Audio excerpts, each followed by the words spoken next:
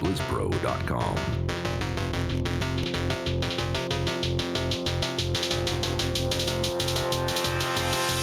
Well met.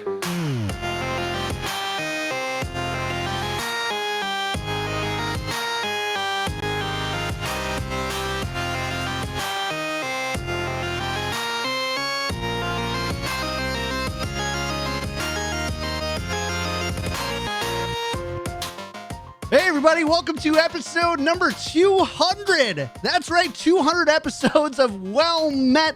I am John, Kick Tripod Horseman from Denver, Colorado. Actually, I'm in San Jose. I don't know why I said that. It's because I've said this way too many times.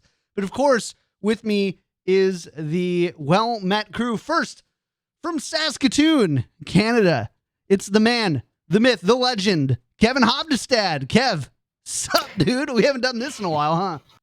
We have not, sir. It has been literally years. It has been far too long, and I miss it, dude. I miss hanging out, talking about all this stuff with you guys. I miss seeing your face. Just that face. That face right there. It's one of my favorite faces. We have all gotten better looking except for Ray.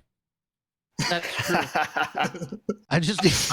I All right, there it is. Very much That's tongue-tied.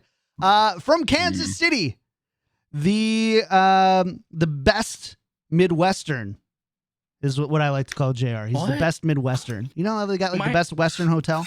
Yeah, You're the best say, Midwestern. Is that like a hotel? Yeah. I Kansas mean, City Royals joke. Insert here. Yeah. JR Cook. Hey man, how about them Twins? Woo! Twins are doing good, man. Let's Twins go. Are doing good. Yeah, Twins are doing great right now, man. I'm rooting for him.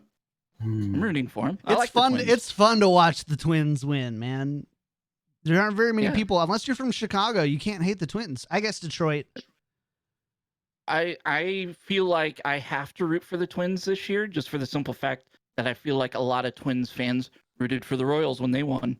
Because it was all we had to cheer for.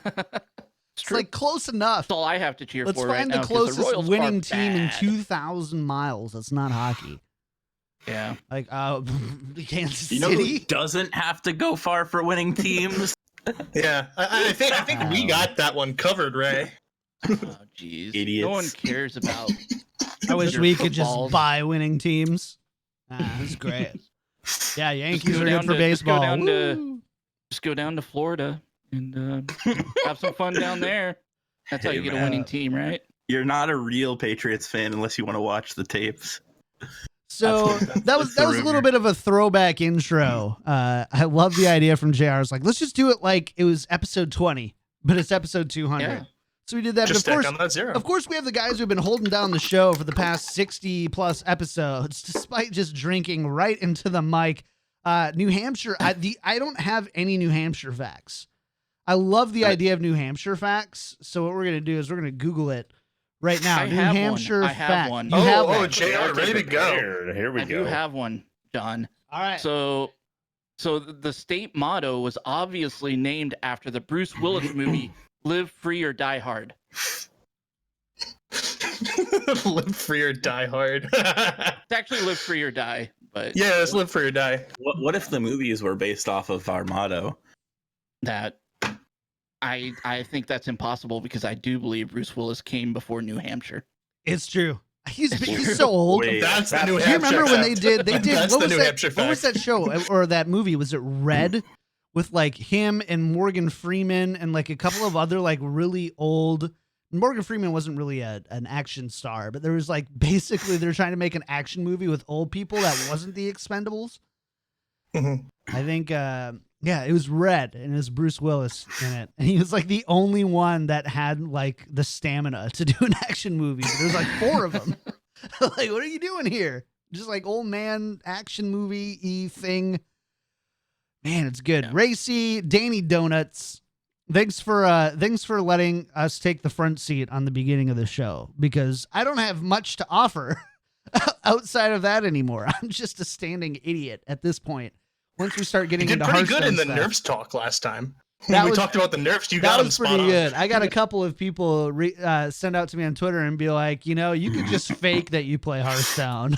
I was Yeah. like, I faked that I played Overwatch for a long time on the payload, man. I don't know. dude, I was gonna say I probably could. I just like it's something called a conscience, Kev. I don't know if you get those in, I put mine on the shelf years ago. Don't worry Yeah, about it. it's a Canadian thing. There's not a conscience. It's We just just always you're in the jar 'em wrong. and yeah, sorry. Yeah, preserve them for later. Sorry. Kevin, How I do want you say I want sorry? I want the big beard back, Kev. Hey, I'm working on it. It takes time. How Me, long had has to me it get too, all by taken the to way. grow a bit of 29 beard? years. How's it coming in? It's looking good. It's looking good. No, I had to Peak get fuzz. cleaned up because I got married since the last time we did this. Just don't come back to You babyface did. JR like episode 1. Don't. I will never do that again. Katie hates when I grow facial hair because it's not really facial hair. But yeah, besides that, all right. I don't know, man. Like I do want to hear about your guys' weeks. I do want to know a little bit more about what you guys have been up to in the world of Hearthstone and beyond. And I feel like, Kevin, we haven't chatted. So everybody else, you know, like take some time here. Kevin and I are going to like go on like this intimate coffee date for a moment. Sounds And good. I want to Is hear this speed dating now? Kev, what have you been up to, man? I mean, I know so you're in Denver. I I'm in warmed Denver. I warmed the state up for you a little bit, literally and figuratively. So I gave you a list of like restaurants to go to. I don't know if you got a chance to go to any of them, but We have not, but we've hit up a couple of really great places. Denver's been great. Yeah, I mean, the short version, I kind of did this with JR a couple weeks back. Left Blizzard in October. Katie left just before Christmas. So we were up in Canada for our wedding in January. Moved out to Colorado in February. And yeah, just chilling out here, really enjoying it. Things have been good. I'm trying to think, like you and I haven't really talked since probably before BlizzCon last year. yeah, I mean we always send the occasional DM here and there, like you know, just Slide like in periodically. Yeah. I have an Apple Watch, and there's something that you can do that you can send somebody your heartbeat, and like we basically do that via DM, just like, hey, I'm thinking about you, I love you. I miss That's you. beautiful. That's true, that's right? at I mean, least that's- how I that's feel. basically That's it. how I Yeah. feel. I try really hard to just like touch base occasionally and be like, yo, you good? You get enough water today? Like, Water, what's that? It's Memorial Day, bro. Like, let's true go. enough. Yeah. Yeah. So Facts. cool, man. Well, glad you're doing well. You're looking great. You Appreciate definitely that. married Thank you. up, so good job Oh God, there yes. too. Oh God, yes. From one man who married up to another, like I'm sure our wives would hit it off really well, and then Yeah, your Katie and my Katie would both be fabulous together. we would When serve do I them get a hand and Katie? foot. When do you get a Katie? Oh man. Oh, let's start by Did you put the figuring. application in? There's an application form? Yeah, you know, honestly, yeah, it's basically lottery driven, I think, is what it is. Kevin and I just kind of got lucky. It's RNG, I guess is what you would say. Mhm. It's like having a Ragnaros on board, 7 other minions on your opponent's board, and you've got the opponent at 7 health and you're looking at lethal. So you've basically got a 1 in 8. And I have a 1 in 8 chance of getting my own Katie. 1 in 8 chance of getting your own Katie, but I believe in you. And just like the Hearthstone team, you know, sends you some favorable RNG to improve your streams, I'm sure the good man Cupid is doing that as well. It's a higher percentage than I expected. It's not bad. It's not bad. I would take those odds. Those are pretty decent odds, honestly. I think the I'm secret excited. is you take those odds whether you want to or not. It's just like, what are you gonna do? Argue with them? Like, no, you're not going to. All right, that's enough. I've definitely taken up my time on the platform. I'm gonna pass it back over to JR. Dude, thanks for letting me do that again. That was a ton of fun. Yeah. Let's do No, the I- serious stuff now. Oh man, I was fine with just sitting here and listening to you talk. Like I'm like, oh, I got an easy week now, but It feels good. It feels good to listen to John. yeah, You know, yeah. it's funny, man. I've listened to my voice over the years. It's changed a ton. Katie is gonna start streaming. She's got her own like streaming thing now. And she's like, how do I get my voice to sound? She's like, how do I get my voice to sound like yours? Like, well, for starters, Don't talk like that. It's like you have to pretend that you're shouting at everybody. It's the worst. It takes so long. But yeah, it's good to be back. I missed each and every one of you. Huge congrats to JR for surviving 200 episodes with every single bonehead you've brought on the show. Like that's huge in itself. I don't know if you've got the sounder, but I've got claps here. Like I don't know. I don't have that one. I've got claps here. So good job to you guys. Ray, Danny, thank you for picking up the baton of what Kevin and I kind of left as we went on and pursued other things. You guys have done amazing, made the show better because of it, made the show smarter because of it.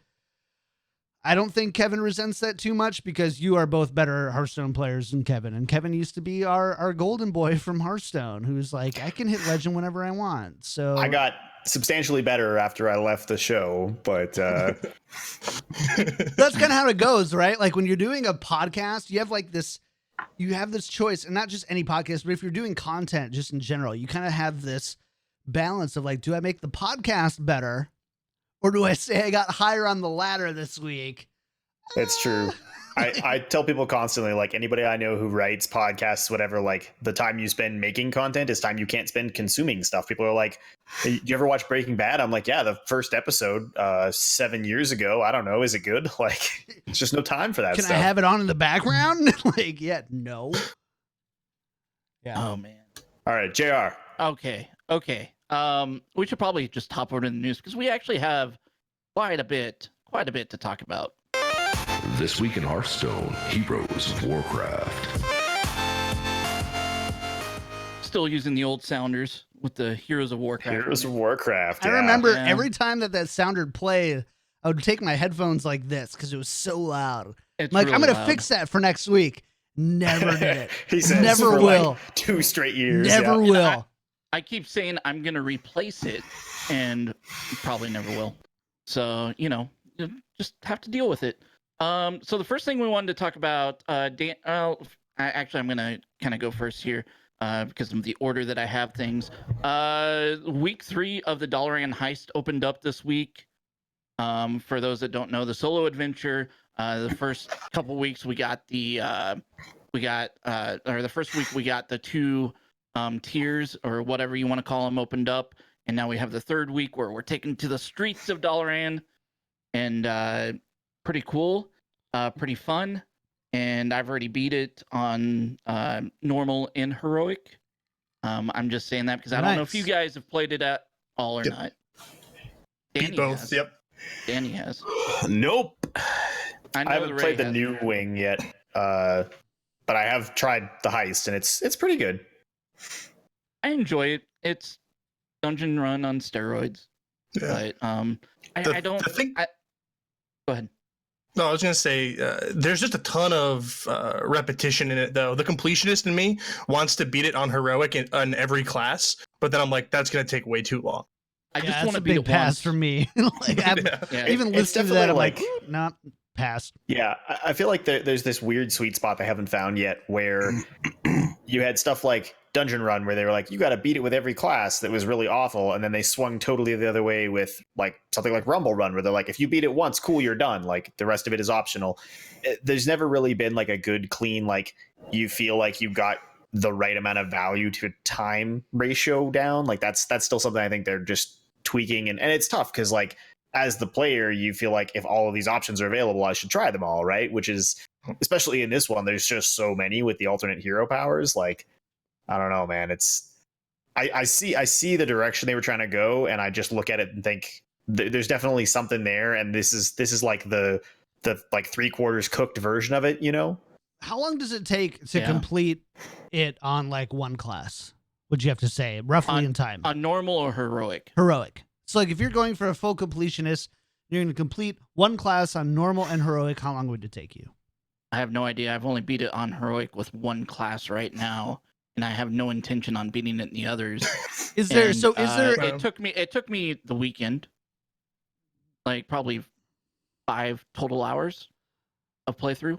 Yeah, the way that it's structured, right, being that it's a roguelike, you're not going to get it on the first try. I mean, you will probably on normal, heroic, Do you get it's anything for definitely completing it on all classes in normal?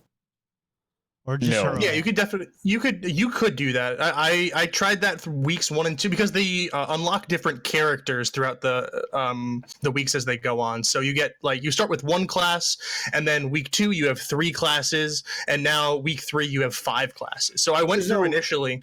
There's no additional reward though, right? Like No, once you I beat don't it that believe first so. time, you get your 3 packs or No. whatever, and that's it. Oh, so Yeah. there's not even an advantage to doing it.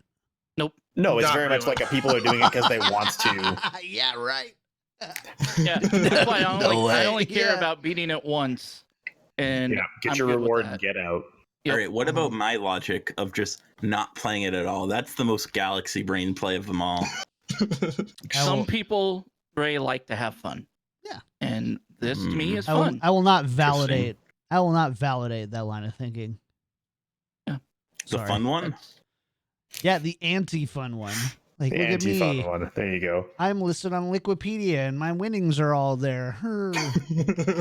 What? My I mean, winnings for aren't some even people- good. I'm ashamed of that.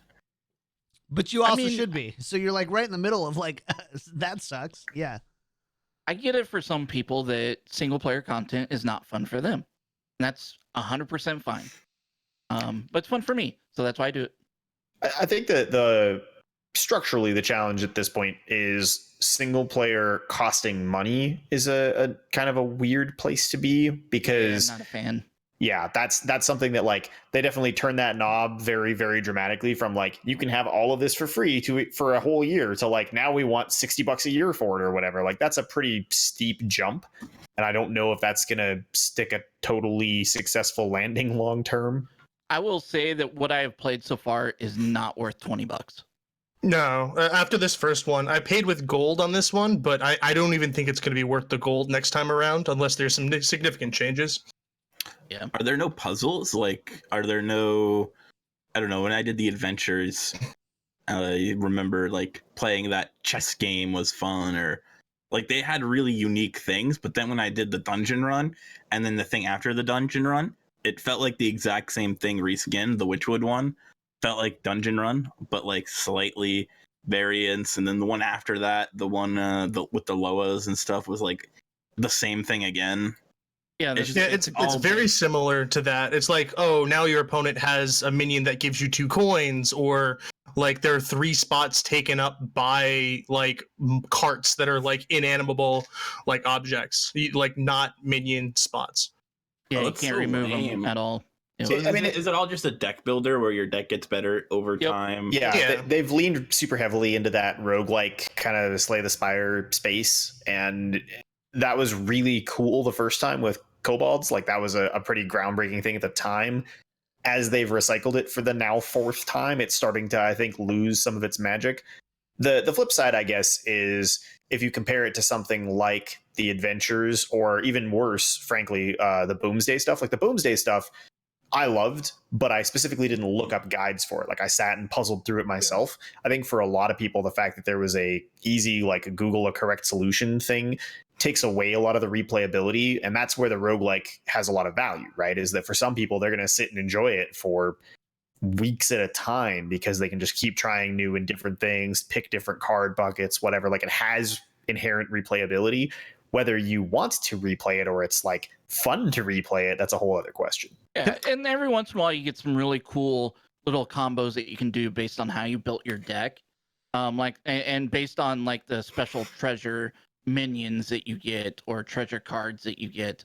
Like there's one that's like a 3/6 Murloc that every time you play a spell, it overloads your opponent to 1 mana crystal. Or I mean, every time you play a card, it overloads them by 1 mana crystal. And there's ways to like duplicate that. So like every time you play something and you have like 3 of them on a board, you're overloading your opponent by 3. And that I found that, that kind of stuff to be pretty fun to see different ways of trying to win. Can I just say for a second how great it is to hear Kevin speak about Hearthstone again?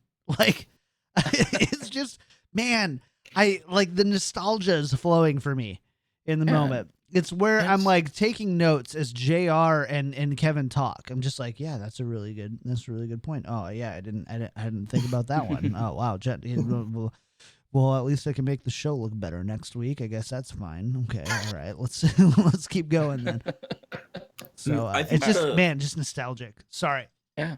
I was gonna say, I think the adventures are underrated. Like, that's like one of the few things I enjoy is they had that chess game in one of the matches, and they had like little things that did have replayability value to me at least. And I feel like they could do more stuff like that, where it's just something that's completely unique and not even close to like rehashing the deck builder type thing that they've been doing.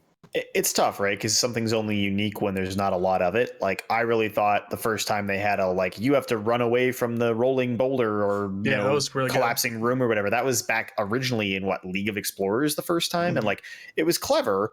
And then they recycled it, a little later, and it's a little less clever. If they did it again now, it'd be like, okay, I don't care anymore. And it's tough because, by and large, for most people who are playing this game, at least from my perspective, it feels like there's not a lot of people who are freshly picking up Hearthstone for the first time in the year of our Lord 2019. Like, most people have played it and are either continuing to play it or coming back to it. There's not a lot of the game is so big, or has been so big, I guess, at some point in its history, that there's just not a lot of people who are like, oh yeah, I haven't ever tried that. Like, people go, oh yeah, I tried it for a little while, it wasn't my thing, I moved on. Yeah. So you're never going to get anybody who's like, oh, I'm seeing this for the very first time because they did it in 2019, and the rest of us are like, but they did it in 2016, you guys. Like, so I do have a question then for you guys. Like, what type of player then is this worth $20 for? Because Shit, I don't know. like, so for me, I haven't played probably since 2 months before I stopped playing Well Met or doing Well Met. So oops. But like, is it good for me then? Somebody maybe coming back who hasn't played Hearthstone in a while. I've got $20 to spend. Is that a great way to get some, some cards? Is it fun? It might be a great reintroduction to it, or is it just kind of not great overall? It seems to me like it's geared towards the player that doesn't want to competitively ladder, who just plays for 10, 15 minutes in between like a coffee break or when they're on the toilet or something. It's I mean, I know that's a meme, but don't we all just only play on the toilet though? Like, realistically, like, isn't that what ETT really is? Effective toilet time is just playing Hearthstone. I mean, sometimes I podcast from the toilet, man. And that's why we don't do video anymore. So yeah, thanks for that one. Yeah, whole other 12 people probably don't get to consume Well Met every week because freaking Ray has to not remove his bowels. Remove his bowels. Well, hopefully that doesn't happen. Bowel movement. Move his bowels. Someone has to see a doctor. Yeah, like, I don't know what the proper verb for that is, but something about bowels. In answer to your original non-bowel question, I think the problem is that for anybody who has played either Dungeon Run or Rumble Run, or who just wants to try something like that, the $0 barrier to entry makes Dungeon Run or Rumble Run a better use of your time, because you're getting very comparable experiences. Like, yes, the heist is neat if you're invested in Hearthstone or you're invested in the Warcraft world and you really appreciate Dalaran specifically, or like the concept of the League of Evil and the characters and stuff, like, maybe. But for most people, if you're coming back to the game, you're just like, I want to mess around with some free to play stuff. I don't want to ladder. I don't want to spend money on the game. Rumble Run is just as good an experience. Like, this is not a meaningful improvement to the point that it's worth spending money on. So is there anybody so basically it's just for the person who wants to evacuate their bowels? It's very targeted at the completionist players, and that's definitely the segment that the development team is leaning into the hardest. And you can just tell, right? You can tell from the way that they structure the pricing for card bundles, the fact that you could buy both the $80 and the $50 bundles, the fact that the bundles got up to $80, like, all of those things very clearly say we aren't making as many, like, the average dollar per player number only stays the same if we increase the number of dollars from the people who are spending, because the average player isn't spending, or the average number of players drops. Like, you can just see those numbers play out in the way that the monetization is structured. Yep. I agree. Yeah. So it I'm not reminds me coming of, back to Hearthstone, guys. Sorry. no, you're not coming back and playing the single player content, but it reminds me of that South Park episode where the Canadian Devil like rules the mobile games that they do. Do you know what I'm What was talking the about? Canadian Devil's name? Yeah, I've Kevin seen that one. Hobstad? No, okay, so it's Listen. it's like you want to farm the whales. Like the people, like the small percentage of people that spend your money, you want to get them to spend the most amount of money possible. And that's true of all mobile games, and the majority of Hearthstone's players came from mobile. That's kind of the unfortunate direction. And like to be super clear, for most companies on most games, the monetization decisions aren't made by the developers. Those are two different groups of people, unless you're talking about like small indie games, which memes aside, Hearthstone is not. Like the Hearthstone dev team sits and makes a bunch of cool stuff, and then a totally different group of people goes, okay, this is how it's going to be priced and sold. Right. All Yeah. right. Well, that was sobering. Apparently, among Yeah. all five of us, we're just like, oof. Thanks, Kevin, for the punch in the gut. We didn't all agree on stuff? Whoa. Yeah, I was Times just like, change. oh, ow. Mm. All right. So I think we talked enough about the single player content. The next thing I wanted to talk about real quick was the nerfs that went live this week.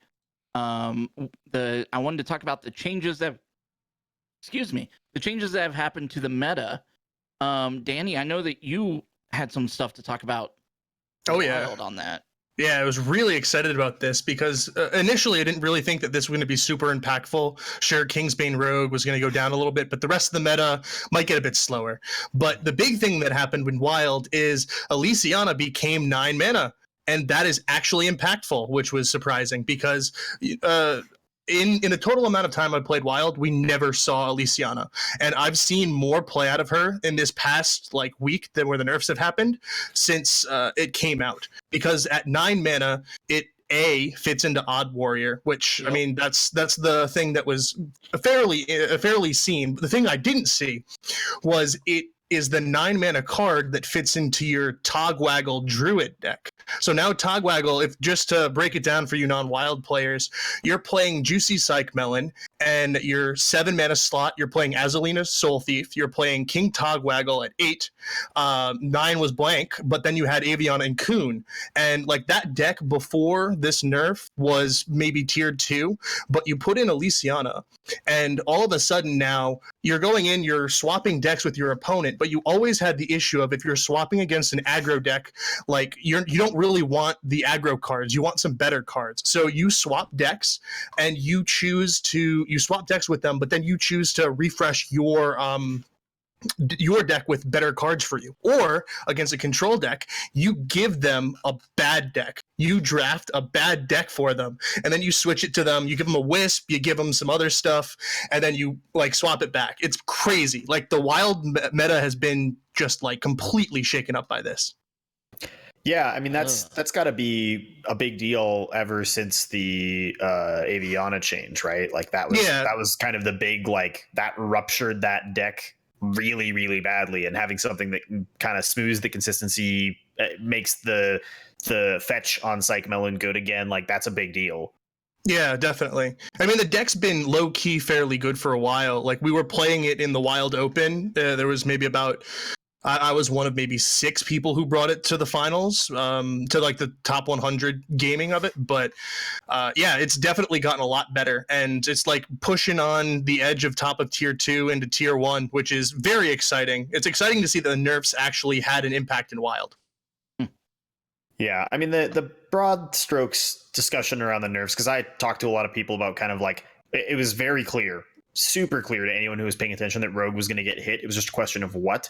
I'm a little surprised, I guess, honestly, that they decided to go forward with a permanent prep nerf rather than Hall of Faming it just prior. Like that seems like a strange thing. It's probably good on the whole because prep is so core to the class's identity, and they don't have the opportunity to replace it until much further down the road if they Hall of Fame it. Also, it would be very strange to Hall of Fame something off cycle. We'll come back to that thought. But I think that a lot of people were expecting other changes. Like they were expecting maybe Waggle Pick to go from a 4/2 to a 3/2. They were expecting Miscreant to go up cost instead of down health. Like there were lots of other potential tweaks that were clearly on the table. And the prep one, honestly, I think was good, but it's I don't want to say clunkiest because that's unfair, but it's definitely the one that's like the least elegant because it has the most long-term ramifications. Well, do you want to know something funny? You want to know what the best class in the standard is right now? Mage. It's Rogue. Yeah, Because the Is it nerf Rogue? actually just didn't do anything. Like it didn't do enough. Like it changed. But it's not the Now they same don't use deck, pirate. right? Like that's the No, that's it the, is. the shift. No, Yeah, it's the same deck. It's the same deck. They just don't use pirates anymore. They just play double. that's not the same deck then. Yeah, what? No, well, I it love is the same disagreeing deck. with They just, Kevin, but no, they just took out like a couple cards. There's a big difference between the the pirate same deck version means of that Wacky every Rogue single and- card that was there last It week still is now just here revolves this week. around Lackey. No, it still Right, but revolves around Lackey. Lackey is going to be in every rogue deck until it rotates. So you can't say that every rogue deck is the same because it has Lackey in it. Is Like, it that over card is under a just 5 super card good. difference? Is it over under a 5 card difference? If you can say it's within 5 cards, it's the same deck in my opinion. You're switching packages out. But if it's like 8 to 10 cards different, I think that's a different story. I mean, you drop what? Raiding Party, Deckhand, Dread Corsair. You drop Raiding Party, you drop the Waggle Pick, and you drop Dread Corsair, and that's Right, it. so that's 6 cards. Yeah, but it still plays the same though. Like As, I mean, for the yeah, most Rogue part- plays the same. Rogue has played that way since 2014. I agree, but I'm saying for the way that a lot of the matchups play out, it's just solely dependent on whether or not you can chain Togwaggle and whether or not you get Evil Miscreant. I get Like, what Ray's saying though. It's Yeah, I mean, the the same fundamentals are idea, gonna be and there, yeah. Rogue has always been like this fundamental same idea. Like, sure, we saw some like Gadget Sand Rogue in the past. Sure, we saw some like Tempo Rogue in the past, but ultimately, you just Leroy But finish, I mean, right? all of No, them, just right? kidding. Like- It's not Leroy. No, it finish, doesn't but- play Leroy. I- I'm just saying they Ray, hit it the was wrong a card. joke. Take Dumb. one. Take one.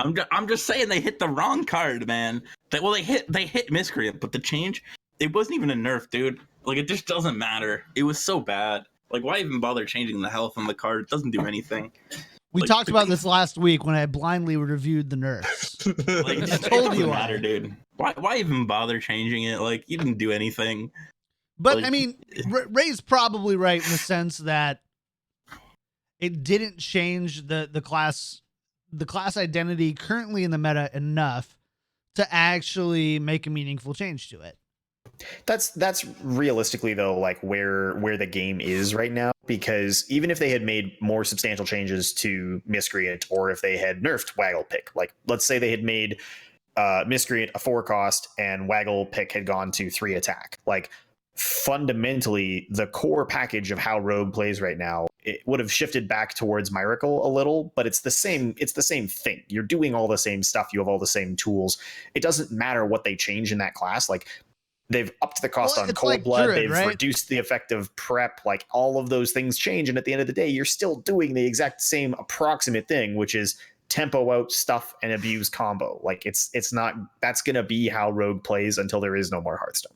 Well, Or I think they the do what- Evil Miscreant's just too good. Like okay, I guess from my point of view, Firebat was already cutting Waggle Pick and Raiding Party. That's how bad they were that's how the meta was shifting. Like that's how good like the deck they were already cutting those cards for the Shark Before the nerfs And- were even announced. before the nerfs were even a thing. Like Firebat, he said this on stream too. He thinks that Raiding Party and Waggle Pick were already not good enough for the deck. Like they played Wisps and they played Lackey That was insane. over Waggle Pick and Raiding Okay. Party. So the deck was already going in that direction. And now that the nerfs happened, from my point of view, it's almost like, okay, the pros were already abandoning this because it wasn't good enough.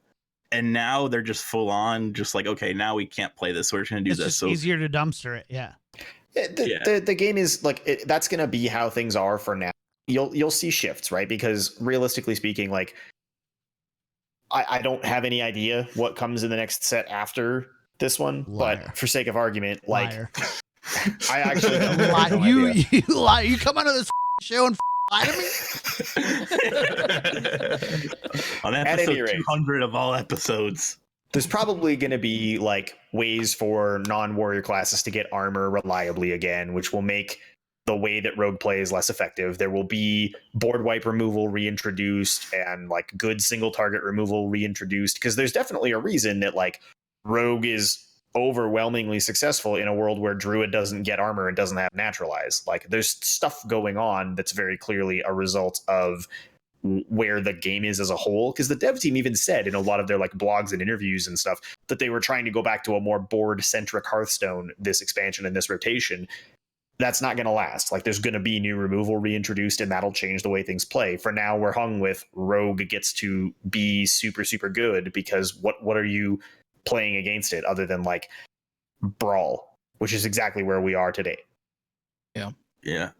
Like rogue is a control deck right now. Like in Grandmasters, the people who went undefeated with rogue this week are playing it like a control deck where they're just getting the shark, they're going miscreant, and then they're just playing Togwaggle, getting draw 3 cards, reduce them to 0, scheme like a bajillion Togwaggles into your deck, draw 3 0-mana Togwaggles, and just it's like a combo control deck. It's really weird. And it's like it just feels even worse to play against for me. Because at least before, when I was playing Warrior, I could just break their weapon, and like that was my strategy. Like break their weapon, gain a bunch of armor. But now they're just getting like they're playing like cards like Scheme main deck and all these shenanigans, and you're just like, if you're Warrior, you just cry. But I like if crying you're- warriors, by the way. I've never liked playing against warrior. There's never been a warrior. I'm like, I'm glad I'm playing against warrior right now. yeah, I if don't you're need to mage- play Hearthstone in the last year and a half to tell you that. Oh yeah, if you're mage, you still get sapped, and then the real problem is there's no aggro deck anymore. The reason why these like janky combo decks, which is what rogue has become, isn't a thing or wasn't a thing last format, was because rogue just killed them. Because instead of being like a weird janky combo deck, rogue was aggressive, and then it started slowly becoming a combo deck with like miscreant and tog.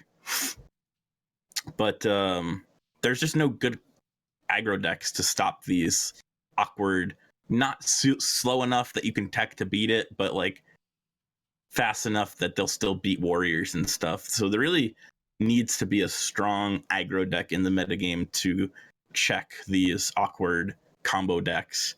Like I think Zoo could make a comeback very soon, or like I don't know. There's no good aggro cards. They killed them all. Like Yeah. they just killed all the aggro decks. I don't know what would even be an aggro deck. Like Token Druid sucks. I mean, the closest thing we have left is Murloc Shaman, but it's not consistent enough. So, nerf wise, did we miss anything else you guys wanted to talk about? No, what I was gonna say was now that we're you know the next set's probably gonna be out in like what, July or August or something like that. August-ish, yeah. Around August. So of course we're not gonna see any changes to the meta until then, right?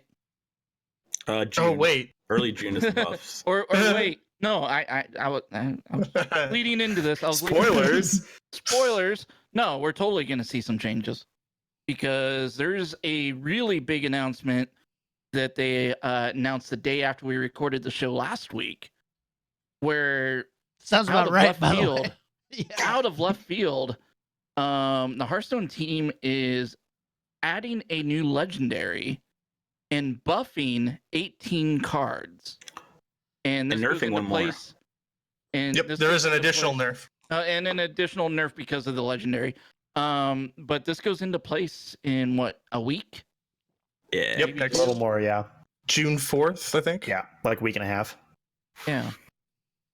So the first thing that happened was the new legendary card that they're introducing is called Snip Snap, and it's a 3-mana mech, 2 attack, 3 health, and it has magnetic, it has echo, and it has death rattle of summon 2 1/1 microbots. And there's a little combo for this that someone on Twitter immediately seemed to know about, and they've already nerfed that combo before it's even out. Yeah, it was any mech card plus Reckless Experimenter, which is the card that says reduce the death rattle minions in your hand by 3. So basically, it made Snip Snap 0 mana.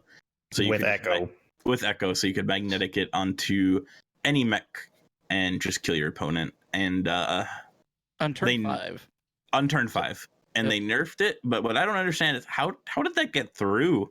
Like, are there not people there that like check for this stuff, or like, because this is very obvious. Like, a lot of people got it right away as soon as they got announced, within like 2 minutes.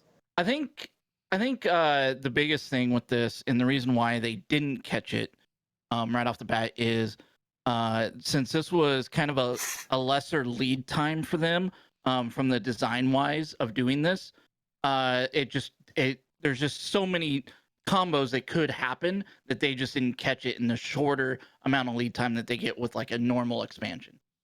That's really what happened. I thought they just fired all their quality control people, to be honest.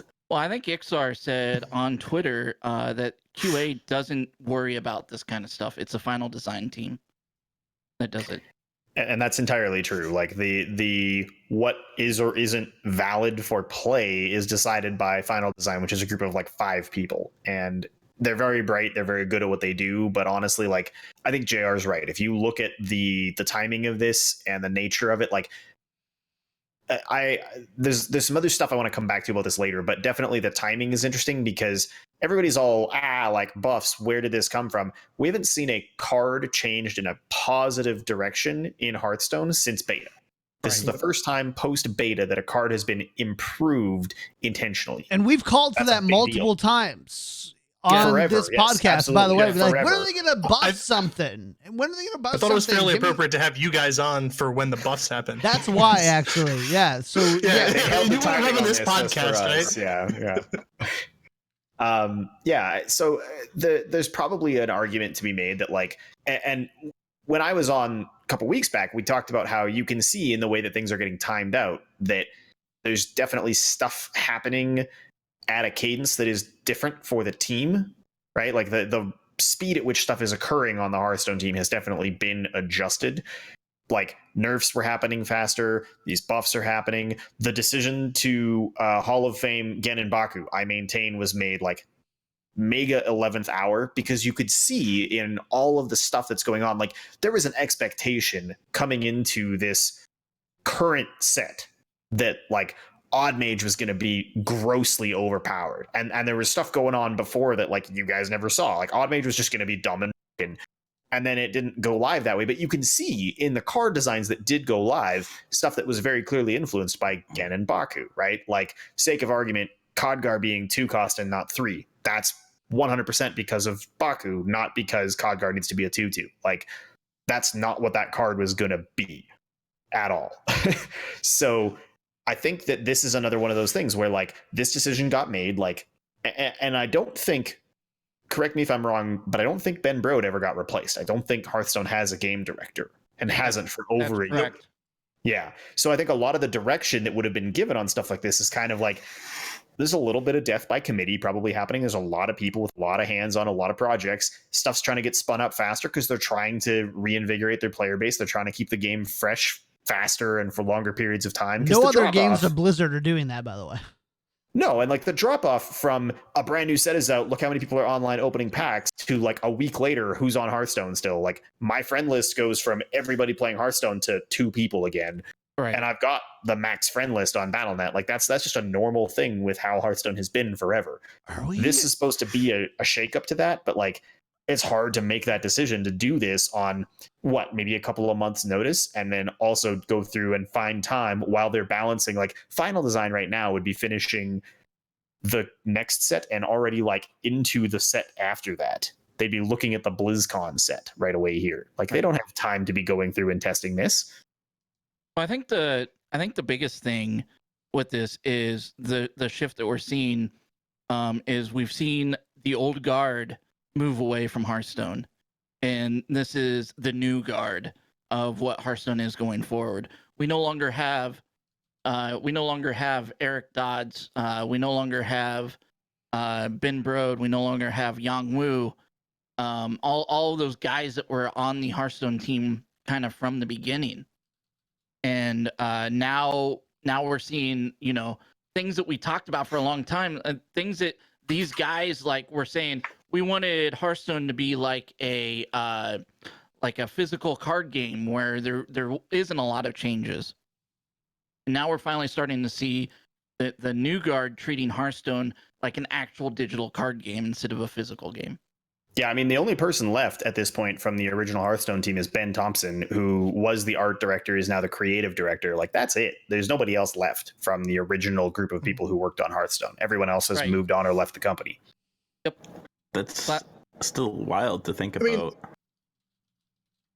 I mean, over time, though, you would expect these boundaries to be pushed. I mean, it's just a part of the natural flow of the game, right? If you look over to Magic, like Magic didn't start doing things and some of these things until 6, 7, 8 years into their gameplay, and I think that as the game hits its maturity phase, I think we're, like was mentioned earlier, we're in a fairly mature game at this point. It's time to start pushing some of these boundaries, and I think that this is something that's definitely got me intrigued.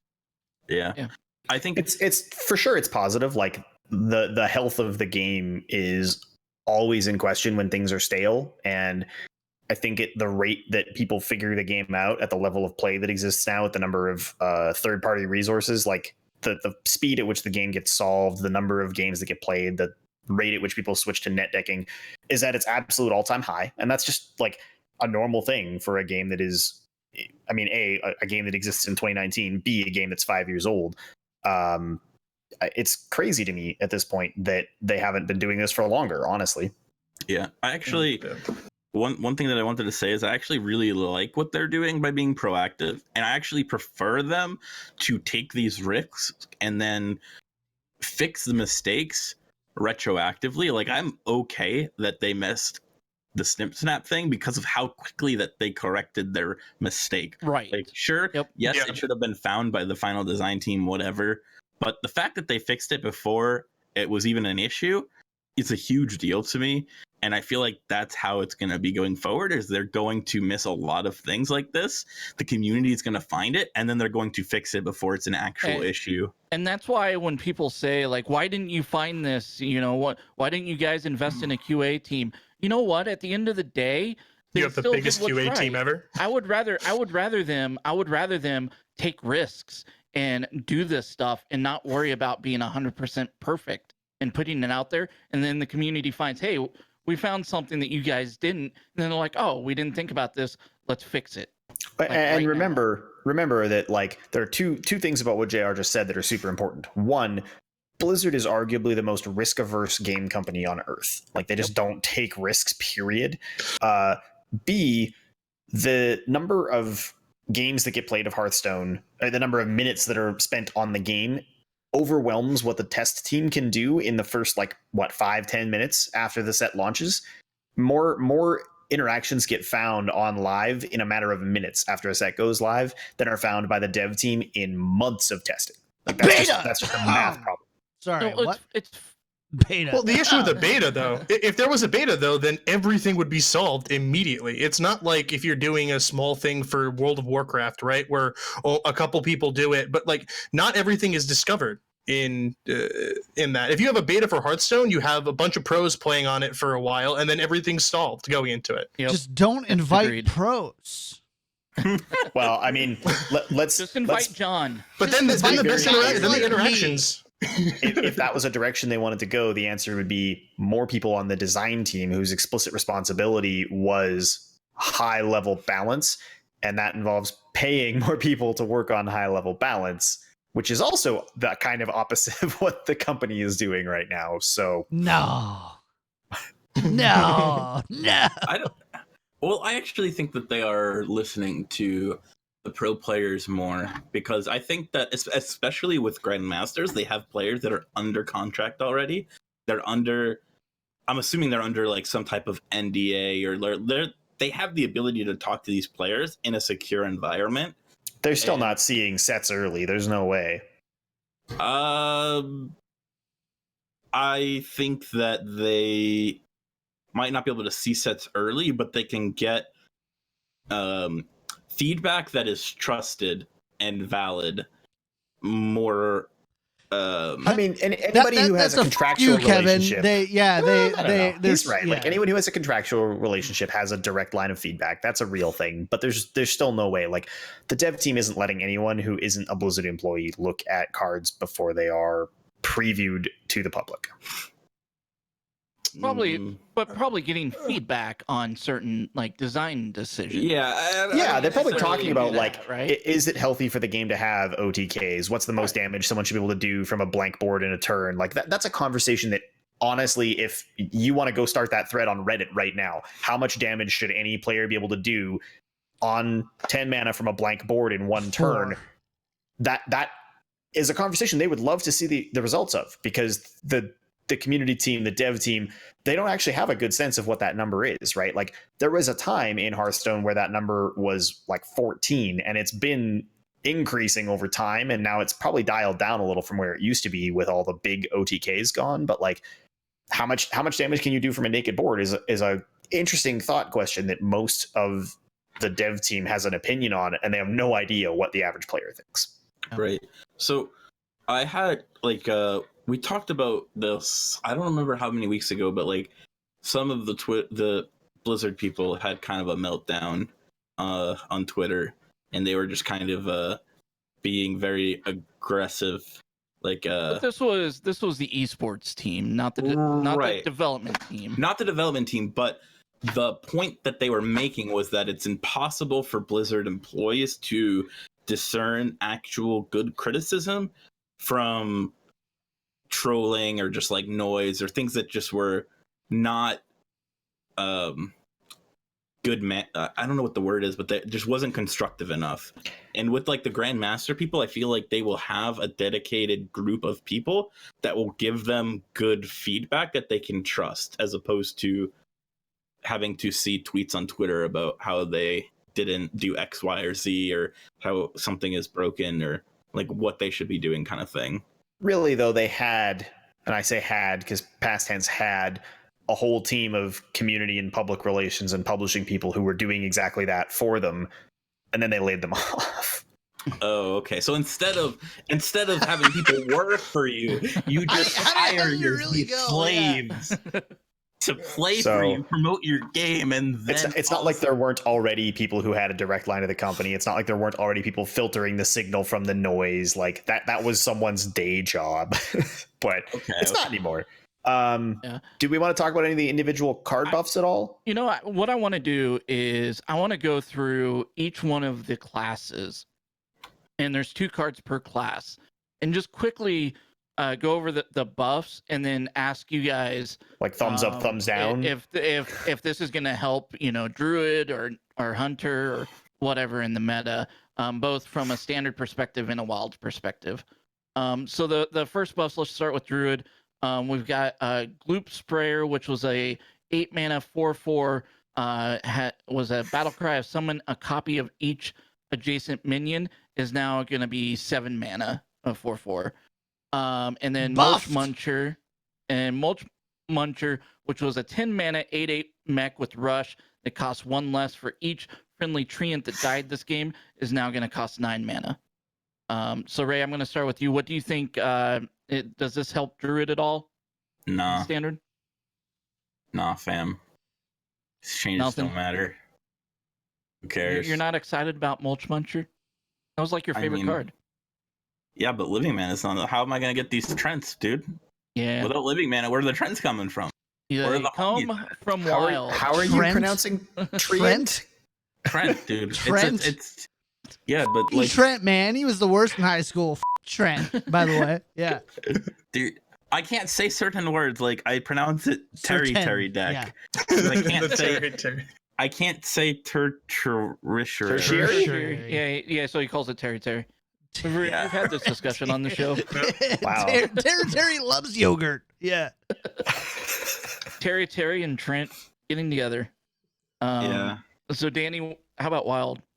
I mean, the only thing that's relevant in this is Gloop Sprayer goes from 8 to 7. So now your Psych Melon, you can put something else in the 8 spot. But I mean, that really didn't matter in the case because you're using it in a Malygos combo, and the 9's there. Aviana Kun is 10.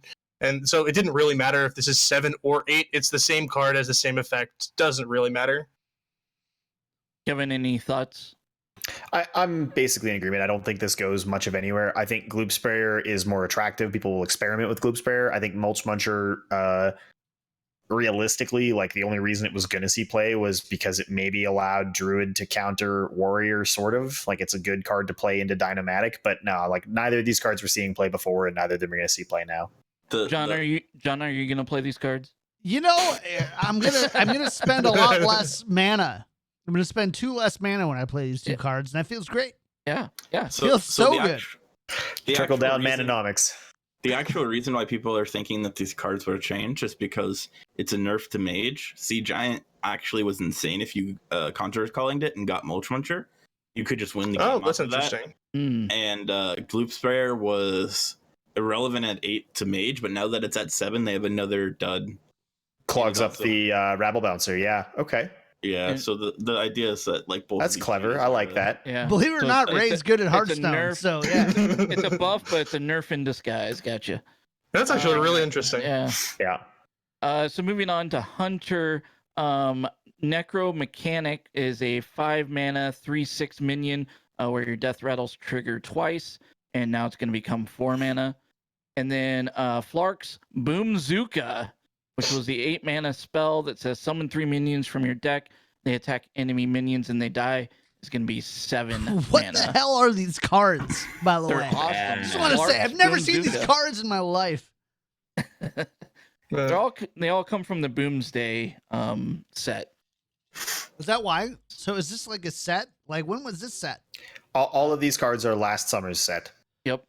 So there you go. They're like, Yeah. John's gone. Let's do something cool so he can't Nah. speak to Yeah. it. Yeah. Give or got take. it. Yeah, that was basically how it went down. Sweet. Yeah. Well, you, Hearthstone. So I think Necromechanic is a big deal here. Like 3/6 for 4 is a great stat line. And any deck that is willing to like experiment with Death Rattle stuff, this has a lot of potential. It was already a good card. It was I think like overwhelmingly, it was just better to play other stuff. Everybody was trying to play Master's Call decks, so you couldn't play any non-beasts. Everybody was trying to play magnetic decks. This just didn't make sense in that. And 4 mana 3/6 is the same stat line as Houndmaster Shaw, which is an incredible card, and not just because of the effect, but because a 3/6 stat line on 4 is really good. Like it has a lot of potential. It's gonna hit the board and stick, which means you can do a lot of interesting things with your Death Rattle cards after that. Danny, what do you think about on Wild? So Necromechanic's gonna see play fairly significantly. Like the Death Rattle Hunter that's run, Baron Rivendare is probably the 40th card in that deck, but all of a sudden you put it on the premium 4-drop stats, and you're not dealing with like a 1/7, and you have it as a 3/6. Like I think you're running this alongside because you're already running Umbra in that deck, so it's the counterpart to Umbra, and I like that a lot. I think that this is gonna see play there. And there's some dumb combos that exist with Flark's Boomzooka, but I think that actually is one of the I don't want to say it's a problem card, but it's something that's going to be broken in Wild eventually. It's one of those cards where the right card is printed and something goes wrong. Like something like Shudderwalk, right? Where that card is just a strong effect. It will be broken someday. I have a feeling that Flark's Boomzooka is going to be that at some point once the right card is printed. My doggos are angry, but these changes, I don't think they matter in Standard. I think that the cards are both still bad, but the thematic change is probably why they made it a 4 mana 3/6, because everything else is a 4 mana 3/6. They even changed another card to make it a 4 mana 3/6, so it fits in line with Water Elemental, and I don't know, they like those themes, so I can understand why they did it. They made everything kind of symmetrical for each class, and I think that's maybe underselling this a little. Like almost all of the active effect 4 mana 3/6 cards have seen play. Like the only ones that haven't are things that were terrible, like Hooded Acolyte or Blood Witch. But like 4 mana 3/6 is the same stat line as like Ironwood Golem or Jinyu Water Speaker or a whole bunch of other cards that saw play, because 6 is an incredibly tough amount of health to remove. Like unless you've got hard removal or fireball, that lives. Like that's a big deal. yeah, I think that right now the four slot is too competitive. Like you're never gonna be better than a Dire Frenzy on 4. Like the decks are just like Death Rattle, Hunter, like these value decks, just they will never be able to beat stuff like Warrior unless they're mech based. And maybe this sees play in Mech Hunter, but even then, Mech Hunter's too like, aggressive. what's being played on 4 in Hunter right now other than Marked Shot? Dire Frenzy, which only applies in beast decks. You don't play a lot of death rattles in beast decks. Like if you're playing a mech deck or any non-current existing hunter deck, there's almost no reason not to play this. It's like a perfect fill for that spot in your curve. I feel like this fits right into my goblin mech hunter. So maybe. I think it for the aggressive mech decks it's too slow, and for other mid-range hunters, beasts are just too powerful in comparison. At a pro level, it probably doesn't show up, but I think you're going to see Necromechanics play rate rise dramatically. Yeah, I could see that.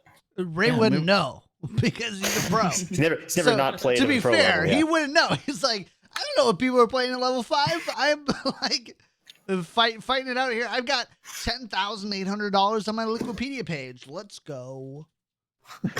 You're just gonna keep bringing that up, man. It's like my badge of shame. All right, bye, man, Kevin. See you later. Keep losing, Kevin. See you later, Kevin. All right. Bye. Fuck you, by the way. Oh wait, hey, he's I don't know what's back. going on, man. Oh, it's back. He's back. Colorado- That's twice the Discord is I didn't- You crashed. gotta stop tell talking you. about him. In the Colorado welcome packet, I didn't say watch out for that internet, bro, because I miss my Google Fiber every day, dude. You have no they idea. literally, no joke, the lobbying has been so strong. Google's like, hey, we're gonna come to Colorado. It's like one of the second or third wave. And Colorado's like, nah, we good, bro. So you can thank the Colorado lobby for that one. All right. I just have to say Google Fiber is pretty awesome. So I miss it. I miss it a lot. I You don't wanna get go to Google Mage? Fiber here, but I get AT&T Yeah. Fiber. Has been great. Let's talk about Mage. yeah, so Mage, we had 2 spell cards. The first one was Unexpected Results, which was summon 2 random 2-cost minions, and it's improved by spell damage. Went from 4 mana to 3 mana. And then the bigger change is Luna's Pocket Galaxy, which is change the cost of minions in your deck to 1, went from 7 mana to 5 mana. So Ray, what do you think about these? I think that the Luna's Pocket Galaxy change is going to encourage people to play really bad combo decks, which is exciting because you'll just farm them. And Unexpected Results is cool, actually. I think that there is a small chance that some type of tempo mage deck becomes viable. Like going turn 2 Khadgar into turn 3 Unexpected Results just sounds very appealing. And we're kind of lacking aggressive decks, and maybe there's a chance that you can play a tempo mage deck and it could work out, but Yeah. we'll see. Danny? Yeah, well, the Unexpected Results doesn't seem super significant in Wild because our tempo mage decks are super strong with Flame Waker and other things.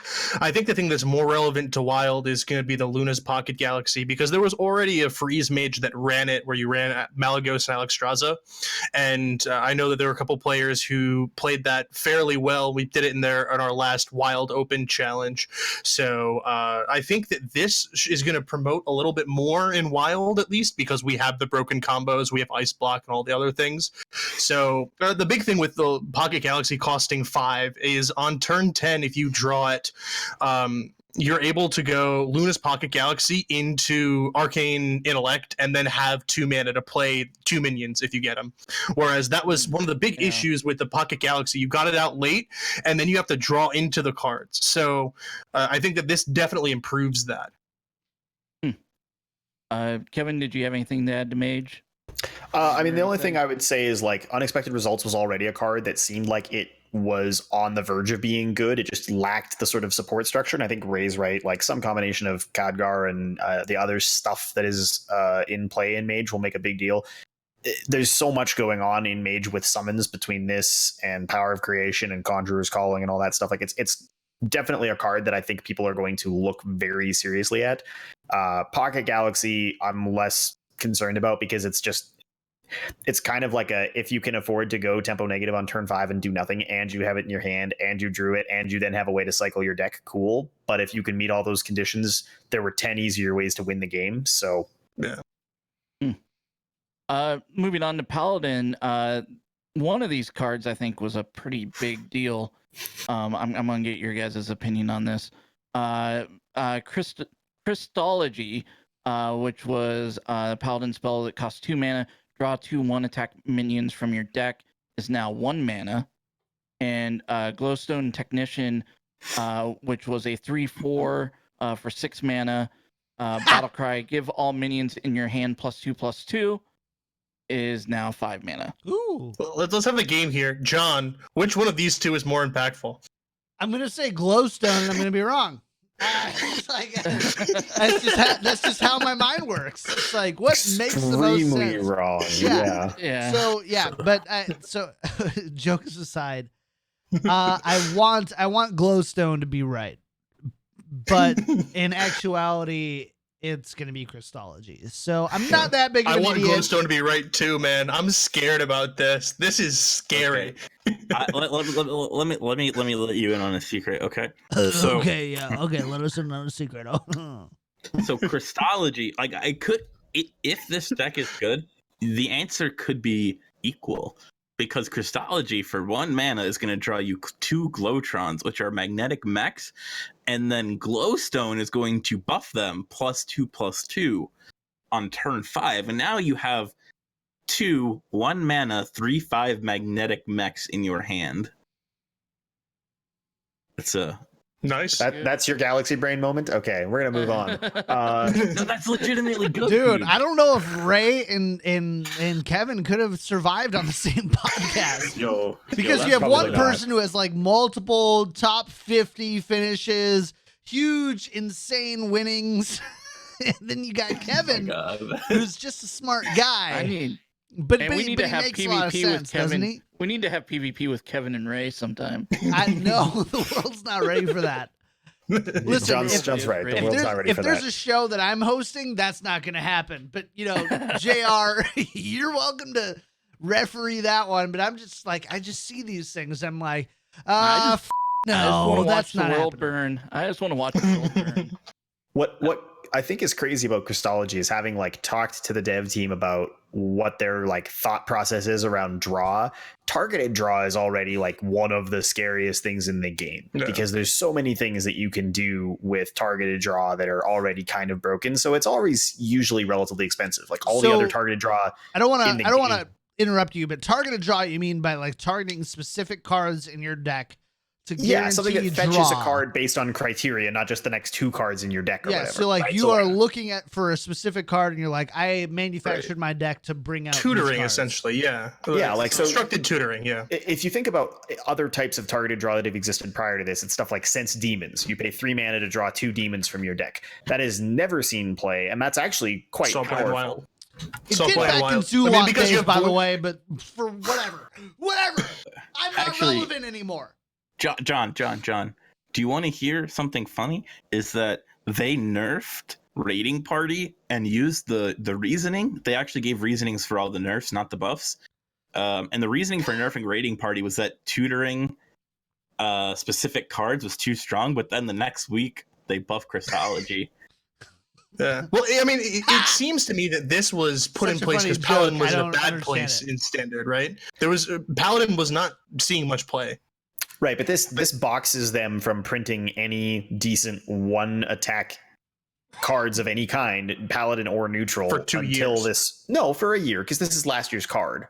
So This is got, last year's card. You're right. Yeah, so they got 2 sets where they just can't print any 1 attack minions of note because it would be broken as all get out. And as is, like, there's already so much you can do for cycle heavy decks like Holy Wrath Paladin. Like, this is scary how good this is. And like, name a card in the game that draws more cards than its mana cost, other than something with weird conditions like Divine Favor. This has never been done. This has never been done in the history of the game.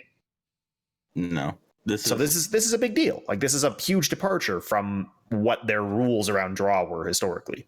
Yeah, this is unprecedented to me.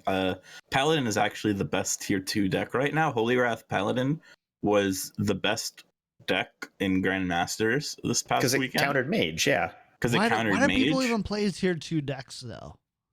Well, Because it counters Mage. tier 1 decks. That's what it counters was. Tier 1 decks. Then why yeah. is it tier 2 if it beats all the tier 1 decks? They're It not doesn't as beat reliable all on of it. It ladder. beats a selectable one. Yeah, This it beats is big 2 out of brain the- thoughts from Kick Tripod, no longer podcasting about Hearthstone. John Horseman. Dab. It beats some of them. It loses the other ones. But the fact that this was already Dab. probably the best tier 2 deck, and then it just gets an insane buff. Like Chrisology at 1 mana, it's like you said, it's just insane. I mean, I don't know. having something to do on turn 1 is already among the most powerful things in the game. Having the ability to fetch 2 specific cards on turn 1 is nuts. Being able to do this and cycle as a top deck mid game, or just do something for 1 mana ever, like being able to do anything in this game for 1 mana is a big deal.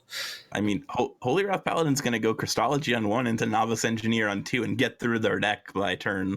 Like, it's just way too early. It's The wild. I thing know. is, you can draw more draw cards with this. You can hit Acolyte with Pain. You can have the Novice Engineers, like was mentioned there. Thalnos. Yeah, like all of these draw cards. So it's just a continuous draw cycle. It's 2 to 4 year draw. All right, so moving on to Priest, extra arms, which was the priest spell that costs 3 mana, give a minion +2/+2, add more arms to your hand that gives +2/+2. So good. Went from 3 mana to 2 mana, because we could all use extra arms. And cloning device, which was discover a copy of a minion in your opponent's deck, has gone from 2 mana to 1 mana. Any thoughts? Quick thoughts on this one? Extra arms is pretty nuts, especially considering that both the original card and the second copy, the more arms that goes into your hand, are both going to 2. It's not just the main card. I think that's a big deal because, again, generally speaking, if you look at the cost of buffs, normally they're equal to, like, the mana cost and the stat line are the same. So, like, Blessing of Kings is 4 for 4/4. Mark of what's the taunt one? Mark of the Yashraj or Mark of the whatever it is, the Mark of the both Wild. of them. They're 2 for 2/2, right? Like, that's the normal stat block on buffs.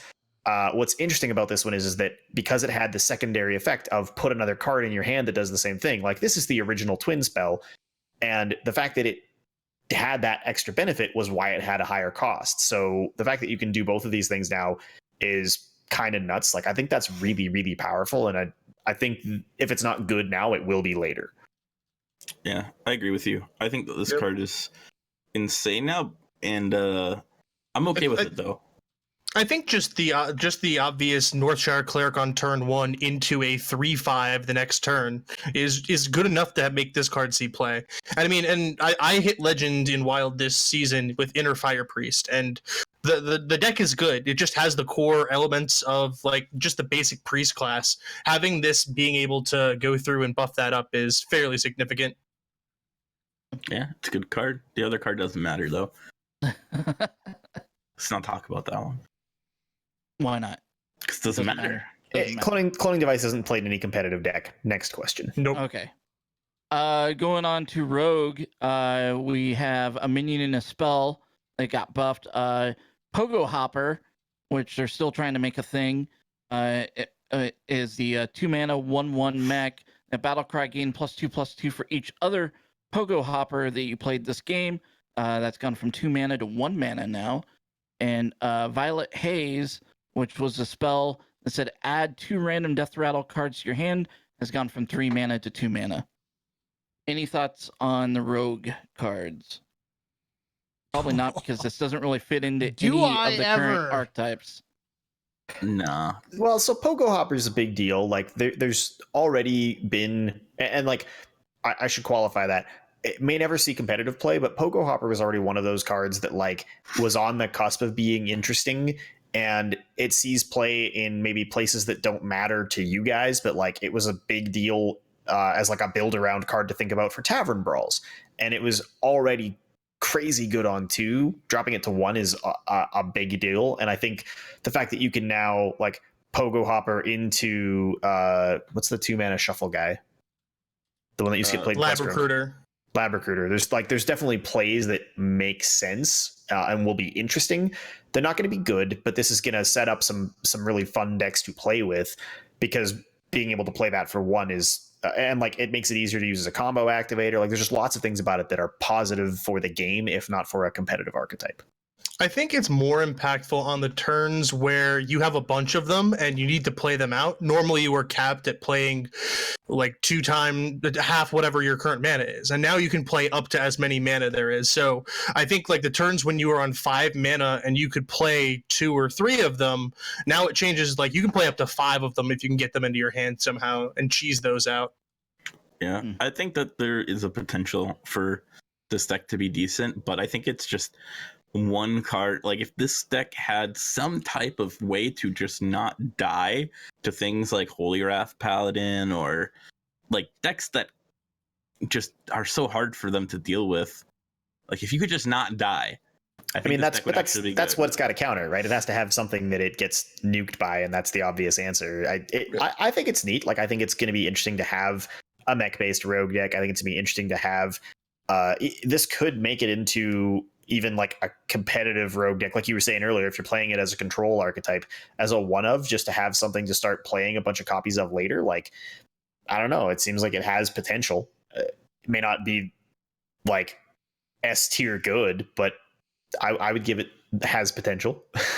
I think it actually could be a really good sideboard plan for Specialist if they you could, like, the way that the rogues are making their main deck, like if people start playing like one Togwaggle main deck, like you could easily change 5 cards and become a Pogo Hopper deck against something like Warrior. Right, and that's a big deal right now. Yeah. Moving on to Shaman, we had a Shaman spell, the Stormbringer, which was 7 mana.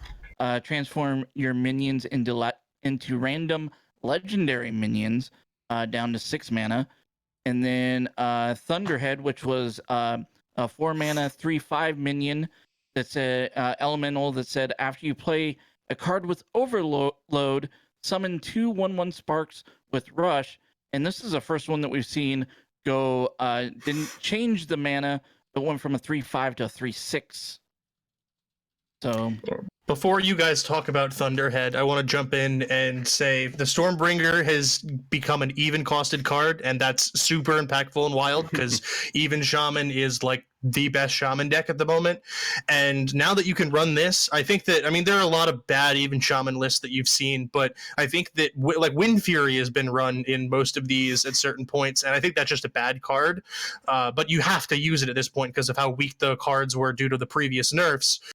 So I think the Stormbringer being a thing is going to be this next greedy card where, as before, like you were able to go through, if your opponent got like a Sea Giant to stick on board, then they would Wind Fury it and then they'd kill you with it. I think there are plenty of turns when you're playing even Shaman where your opponent just ignores your totems. So just magically having a bunch of legendaries pop up is significant. And I think this is going to be interesting. It'll probably see play in even Shaman and Wild. It also matters right now, truthfully, for any Control Shaman deck, because one of the big problems with Control Shaman, honestly, is that your hand gets super clogged after you play Hagatha. I've had lots of Control Shaman games where I end up with 3-4 copies of Stormbringer in my hand that I can't play because the mana cost is too high. Like, you can never do anything because you need to get something on the board and then also play Stormbringer. Like, it's just a big deal to reduce its cost at all. Yeah, Stormbringer is the change is a buff to Hagatha, but that's pretty much it, but it's still significant. The Thunderhead change is way better from a standard perspective, at least. Oh yeah, the Thunderhead was actually seeing play last format in Control Shaman as like an anti-aggro card, and it was very good against stuff like Rogue, or even now Zoo is becoming a little bit more popular. This card's insane against Zoo. You just play the Shaman Backstab. Forget what it's called. The 0 mana, deal 2 damage, Zap. Overload yourself. Zap. You just play like the Thunderhead Zap and just like clear the Zoo's board. You have a 3/6 that's almost impossible for them to deal with, and then on top of that, just most likely clears their board the next turn because you play so many overload cards. Yeah, I think that you were talking earlier about the absence of an aggro deck, and I actually think there's potential.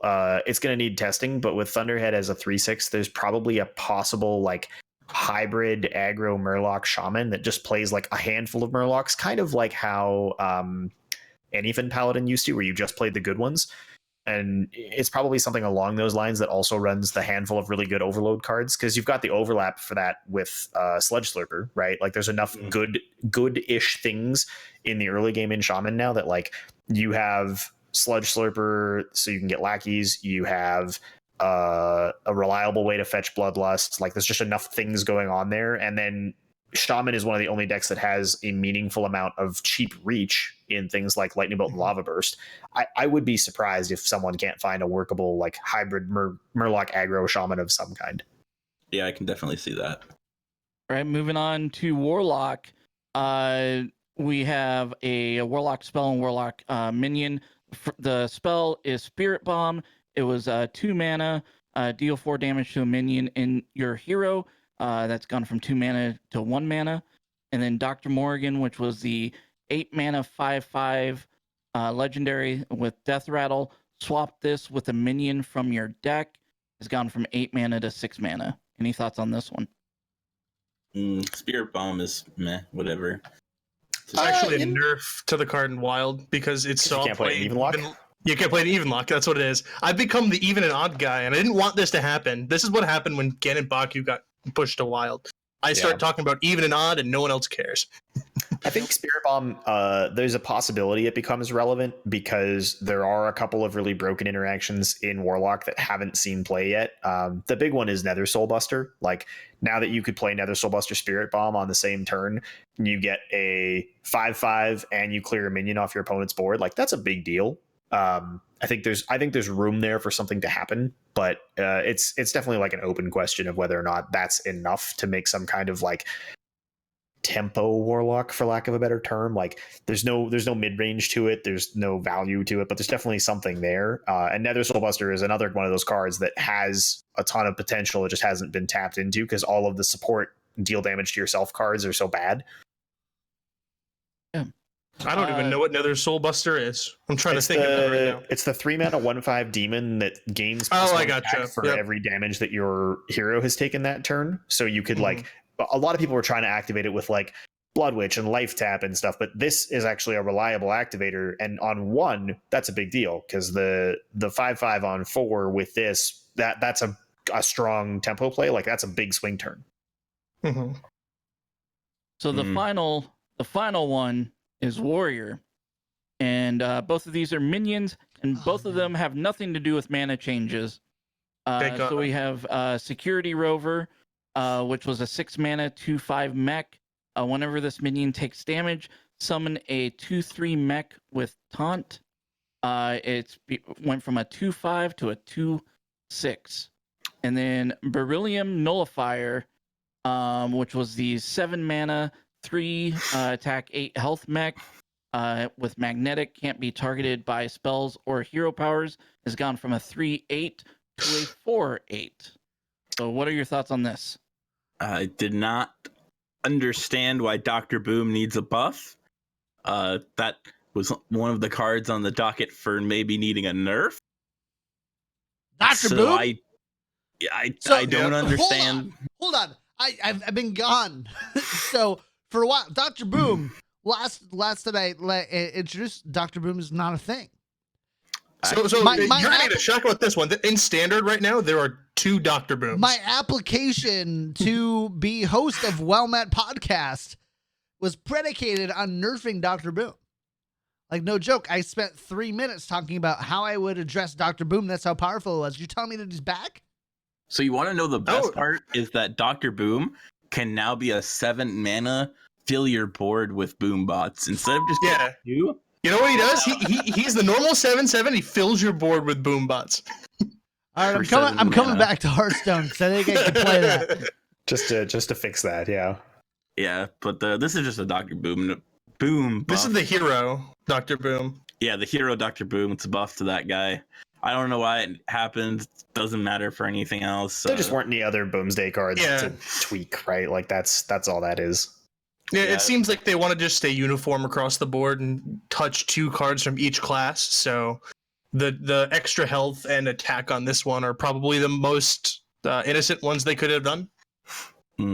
I did want to we skipped Dr. Morgan, which is fine, but I did want to say that I think in the future Big Warlock could be a thing if they just need it just needs 1 card. That card's really good for like a Big Warlock. And in Wild, we have that card. It's called Blood Bloom. And so being able to Darkest Hour and then Blood Bloom and then do stuff, like this goes into Darkest Hour, Warlock, and Wild. So yeah, I also stayed silent on that card. But I think Dr. Morgan's going to see play. It's going to be fairly good in Wild. Yeah, if you have any way to copy it, it's also a guaranteed anti-fatigue mechanic, the same as like Immortal Prelate. So that's kind of a big deal. Yeah, I think it's definitely going to see play at some point in Standard, even if it's not now. The card is actually very viable. Old Kevin would have called it remarkable. So. Something to that effect. Before we go off cards entirely, the one thing I wanted to call out here, because I feel like it's interesting, and a lot of people aren't talking about it. Snip Snap, the new legendary, has Echo. And I know that everybody's like, okay, cool, yeah, whatever. But this is the first and only card ever in the history of the game to get a set-specific keyword outside of that set. That's a rule that has never been broken in Hearthstone. And that same explanation of like, no, certain cards don't get certain keywords because they belong to certain sets was the exact same logic that they just finished using to explain why stuff like Witch's Brew doesn't have Echo. So this having Echo, in addition to the fact that it has a couple of specific mechanical interactions, is just wild to me that that's a rule that finally doesn't actually apply anymore. And it makes me wonder if the team is prepared to revisit keyword philosophy in that way. It's wild. Do you think that part of that is just because of the amount of space they have on the card? Because the amount of keywords there are? Like Magnetic, Death Rattle, and like... I think with this amount of space, if you had to put like repeatable this turn, it would be just too wordy. Yeah, it would be fine in English. It would break the card in stuff like Russian. That's where the card space limitations play out. That was going to be my question. How would it play out in Russian? So thank you for that. When people talk about I'm sure card they space, could not always have say, gotten like, around that. Yeah. How's it going to fit? And it doesn't matter because the English is never what actually determines the limitation. It's always the languages that have longer words. Wow, that's interesting. Never really thought about that one. Well, because Hearthstone is localized into 14 languages now. It's the most of any Blizzard game by a small margin, and Russian in particular is the language that breaks all of the like field limits on game mechanics. Russian will break you. Yeah, I get it. Yeah. There you go. Let's be honest. Anyway. Only 2 languages matter: English and Chinese. That's it. All right, I mean, we're you're gonna not- die on you're- that hill tonight, huh? You're not Move on. totally wrong, but also apologies. How do you say I'm sorry in Spanish and I thought you were gonna say in Canadian. sorry. Oh, so sorry. Yeah, I can do Spanish and Canadian pretty well. I'm Minnesotan, so. All right. Anything else you guys wanted to talk about on the buffs or? No, that feels good. I had a lot of thoughts, but I understand why these 4 plebs would want to go ahead and take over my time. That's totally fine. You know.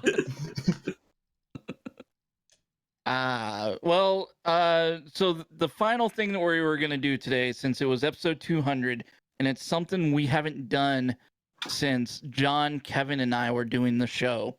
And heck, even probably the last time we did this was probably around maybe episode 50. Like, it was one of those things what we did like very early on with Well Met, is we're bringing back PvP. Woo! And I even have the old sounder. No. For those that don't know what No. PvP is, yes, and I'm gonna play it right now. Yes. Player versus player. In Player versus player, two hosts face off in a spitfire battle of Hearthstone knowledge and wits. Each battle consists of 3 rounds of predetermined topics. Within each round, each participant has 90 seconds to make their argument. After all 3 rounds, the victor is chosen as this week's PvP champion. The PvP champion will bask in their glory until next week, when they will become judge in the player versus player arena.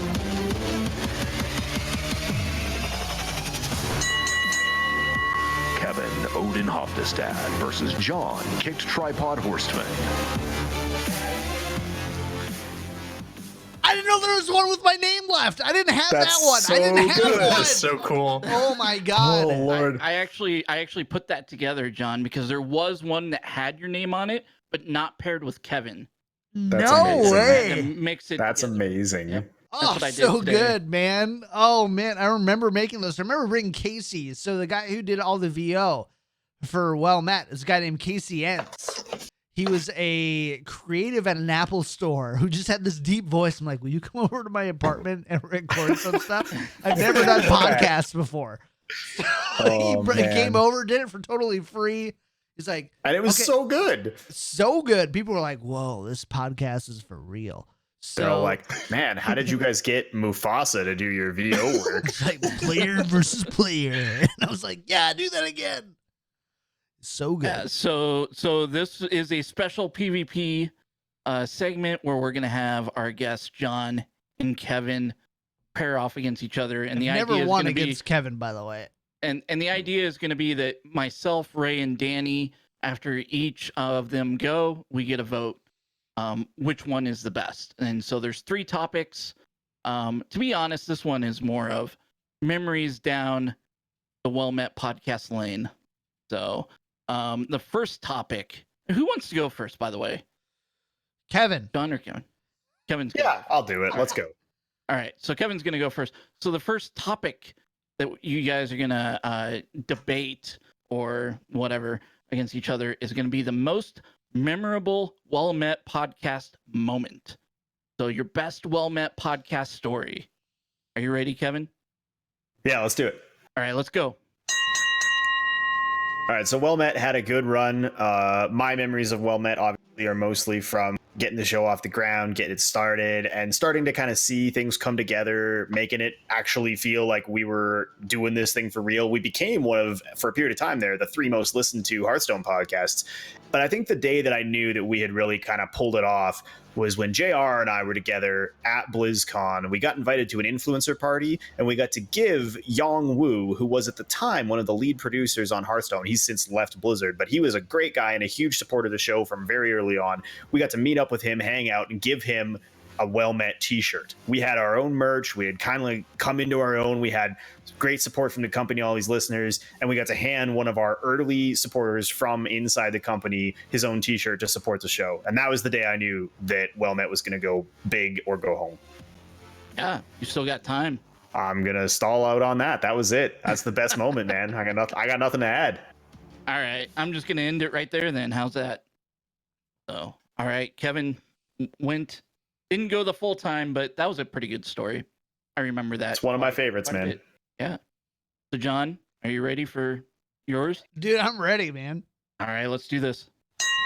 So first of all, I think everybody forgets who designed that t-shirt, and that was me. And who paid for the design of the logo, and that was me. And so don't get me wrong, I was really excited that Yang Wu was wearing our t-shirt, but I wasn't invited to that party. That's how irrelevant I was. For me, and still am, by the way. Like, if we're being honest here for a second, who am I? But for me, the biggest Well Met moment was actually where I was like, I love this. There was, I think it was the Grand Tournament back in the day, and I was designing so for me, obviously, I was never the smartest Hearthstone podcast host ever, but I think I made up for it in creativity. And it was, I'm going to have galloping horses underneath JR reading some text from the Hearthstone expansion text to like introduce all of our viewers to that. So it had some galloping horses. And then JR, dude, like biggest deer eyes ever. I told him that he's going to be reading this during the show. He does it without being prompted, without anything. He's like, yep, I can do it. I'm going to go it. He reads the whole thing. It was amazing. My favorite well-met moment. Nice. So, Ray, you've heard the 2 stories. Which story did you like better? I like Kevin's better. Oh, why? You, Ray, you're not my favorite. Why'd you like Kevin's better? I don't know. John was talking. I just kind of tuned out halfway through. Wow. Okay. So, yeah. Danny, how about you? I also am gonna have to go with Kevin on this one because he brought in Young Woo. You gotta say I have a soft spot in my heart for Young Woo, so I think that Not that with the is Hearthstone definitely team anymore, but okay. yeah. You I don't still need to do. suck up Second anymore. dinner, second breakfast, second dinner, whatever it is. All right. Yeah, you're doing great there, So buddy. I've watched too much Lord of the Rings recently. Yeah. So, John, I'm just gonna vote for you just for the pity pick. But like, actually, I know remember that the vote why went I to quit Kevin. the show now. Yeah, like I remember it. Pour my heart out for No, you guys, and don't be like this one time, not including John. We did all this cool stuff. I loved both stories. So Yeah, they're good stories. both of them were good. Both of them were good. I only I listened to remember one them of both too. So, So I don't remember the PvP rules. Does that mean I have to go first again? actually, I'm gonna have John go first. I don't All right, remember him all right. either. I We're just gonna make them up as we go. So the next topic, guys, is the most memorable Hearthstone moment while you were co-host on Well Met. So, John, you ready for this one? Yeah. All right, let's do it. So there are very few accolades that can like match what happens when the Hearthstone team approaches you and says, "Hey, we want you to reveal a card for our next expansion." And that was something that we had in Whispers of the Old Gods. So during Whispers of the Old Gods, we were asked to be like, "Hey, you guys have enough people listen to your show. We're going to give you a card to reveal." So we revealed a card, and it ended up being, was it Ravaging Ghoul? That ended up being the card. Yeah, it was. That's how much I remember that, even though I haven't played Hearthstone in so long. And so that first and foremost was amazing and such a validating experience. I remember staying late at work because I had a friend who did motion graphics, who actually spent like 3 hours figuring out how this card is gonna flip into seeing Ravaging Ghoul as like a video thing. And I remember him staying there. I'm like, "That's good enough, dude." And he's like, "No, it's not good enough. It's not good enough. We got to do it better." And that for me, between having him working so hard, his name was Alex Gamlin, working so hard to get that card flip right, and then into introducing that card, has to be the most amazing well-met experience ever. All right, that was definitely a good experience. Kevin, That's a tough one to top. Yeah, that's yeah, all right. Kevin, are you ready for yours? Yeah, let's do it. Do it. So of all the stuff that went down while we were working specifically on Well Met, because I got to do a ton of cool Hearthstone stuff before and after, obviously, I was on the show. But the one that sticks out to me from the era that we were hosting the show specifically was the big sort of like brand effort that went down around the launch of One Night in Karazhan. I didn't get to go to any of the events. I didn't get to be involved in any of it personally, but I remember seeing all the like cool influencer kits that went out, all the scrolls, all the invites, all the hard work that went into like really selling that theme. And then the big One Night in Karazhan party where they brought everybody together. JR got to go, and the costume he wore, mind-blowing, just the coolest thing. And that, I think, was the day that like Hearthstone became more than just a game for a lot of people, and I think that was the biggest, like, most exciting thing to come out of anything. Like, if you were following Hearthstone for a long time and you knew about it as more than just a children's card game, like, that was the thing, was like, holy cow, we're gonna throw big parties, we're gonna have elaborate events, we're gonna theme stuff, and we're gonna try new things that are totally disconnected from the old Warcraft universe that you all know. It's gonna be something unique, fun, epic, special. That was the most incredible moment for me from Hearthstone while I was a host. Wow, right to time. Nice. Yeah, I still have that costume, by the way. You better. I still look. Hold I on. still look I'm going to greasy switch this AF up in here. For people wondering what we're talking about, if you look at the video, Uh-oh. I've John got has it. the Oh, no way. I've got No the way. Photoshop Picture this version. stuff. I've got the Oh, Photoshop man. version of that One Night in Karazhan, and that is Episode 72. There yep, it is. episode 72. Yep. JR and the Sunshine Band did some Photoshop. That is So people beautiful. have asked a lot, like, John, how do I get into podcasting? How do I do all this stuff? I knew nothing about Photoshop. And apparently at episode 72, still knew nothing. So, yeah. Yeah. No, that was a really fun event too. I'm jealous. Danny, I I'm remain jealous. Danny, I'm gonna start with you on this one. Who wins All this right. round? I'm gonna have to go with John. I was a big fan of the show at that time, and I remember you guys revealing that card. And I remember I saw the flip of the card. I do remember seeing that. I'm like, oh, that looks really good. And like I didn't now really they think say twice people about it. those things. Like they Well, give yeah. it to you pre-built, but Yeah. back in the day, John was like, "No, we got to do this." And that's the step that you would. That's what would happen. I would remember listening to the show as I was driving home from my internship every single week. I'd be like, "Oh man, Well Met's coming on." I remember sending in my iTunes review or whatever, and it was really excited to hear it come back on the show. That was really cool. That's touching, man. Yeah, that was the best moment. Was when we got Danny's review. Yeah. Ray, how about you? So it's between Ravaging Ghoul and JR's cosplay. God damn it. When you put it that Pretty way. obvious.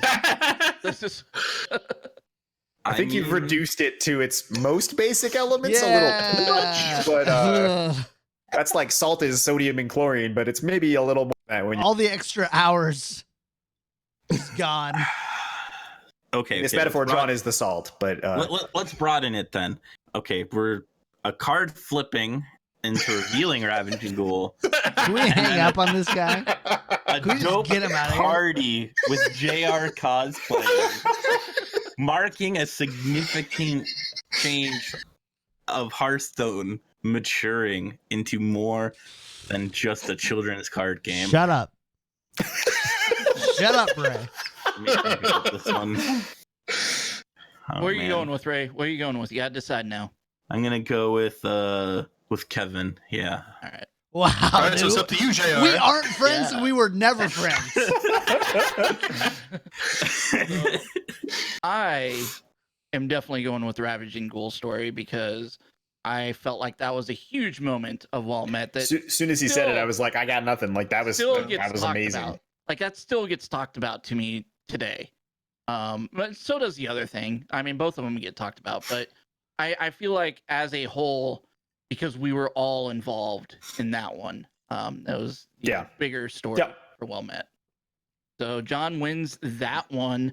We got a 1-1 tie now. I clapped myself and I didn't clap Kevin. I just want to say Shots that. up now. fired. That was I didn't Nice. clap Kevin at all. Nice. So we're gonna start with Kevin on this one, and it's the final. It's the deciding. We've got this is your favorite Hearthstone deck of all time. So Whatever his Kevin? mommy buys him. Kevin, you ready? Yeah, let's do it.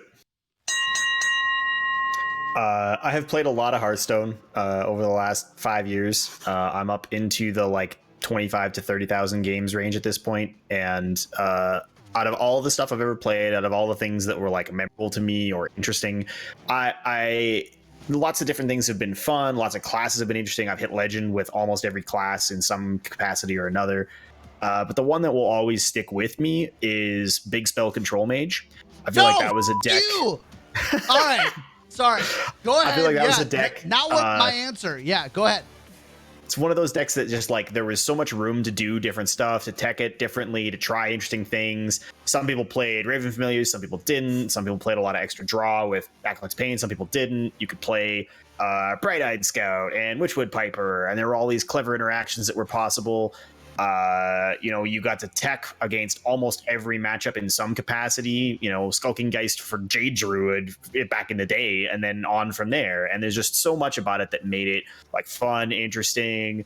You got to play a real control style. You had armor gain, you had removal, you had big minions. It was just the most fun deck to tech and play. All right. Big spell mage. Sounds like John had the same deck though. Really catering for that Ray vote. Honestly, you really are.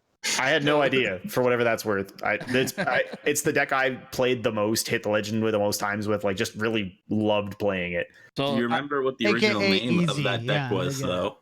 The original name? Oh yeah, we came up with a name for the deck. No. I don't mean the well met name. Like there was the person who.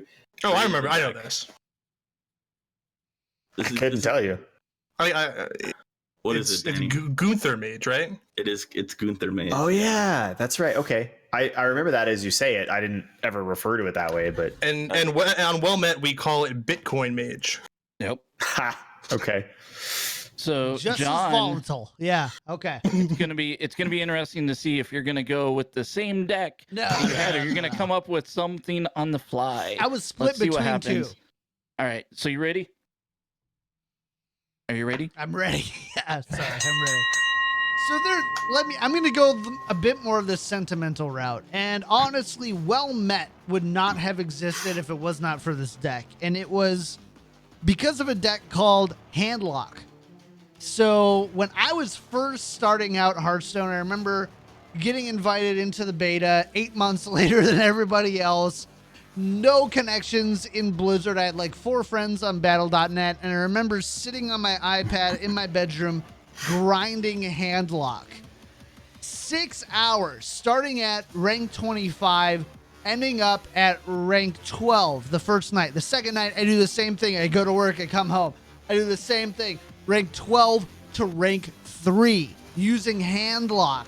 And I was like, I want to talk about this game. This is so much fun for me. I've never had so much fun and felt so validated in my intelligence.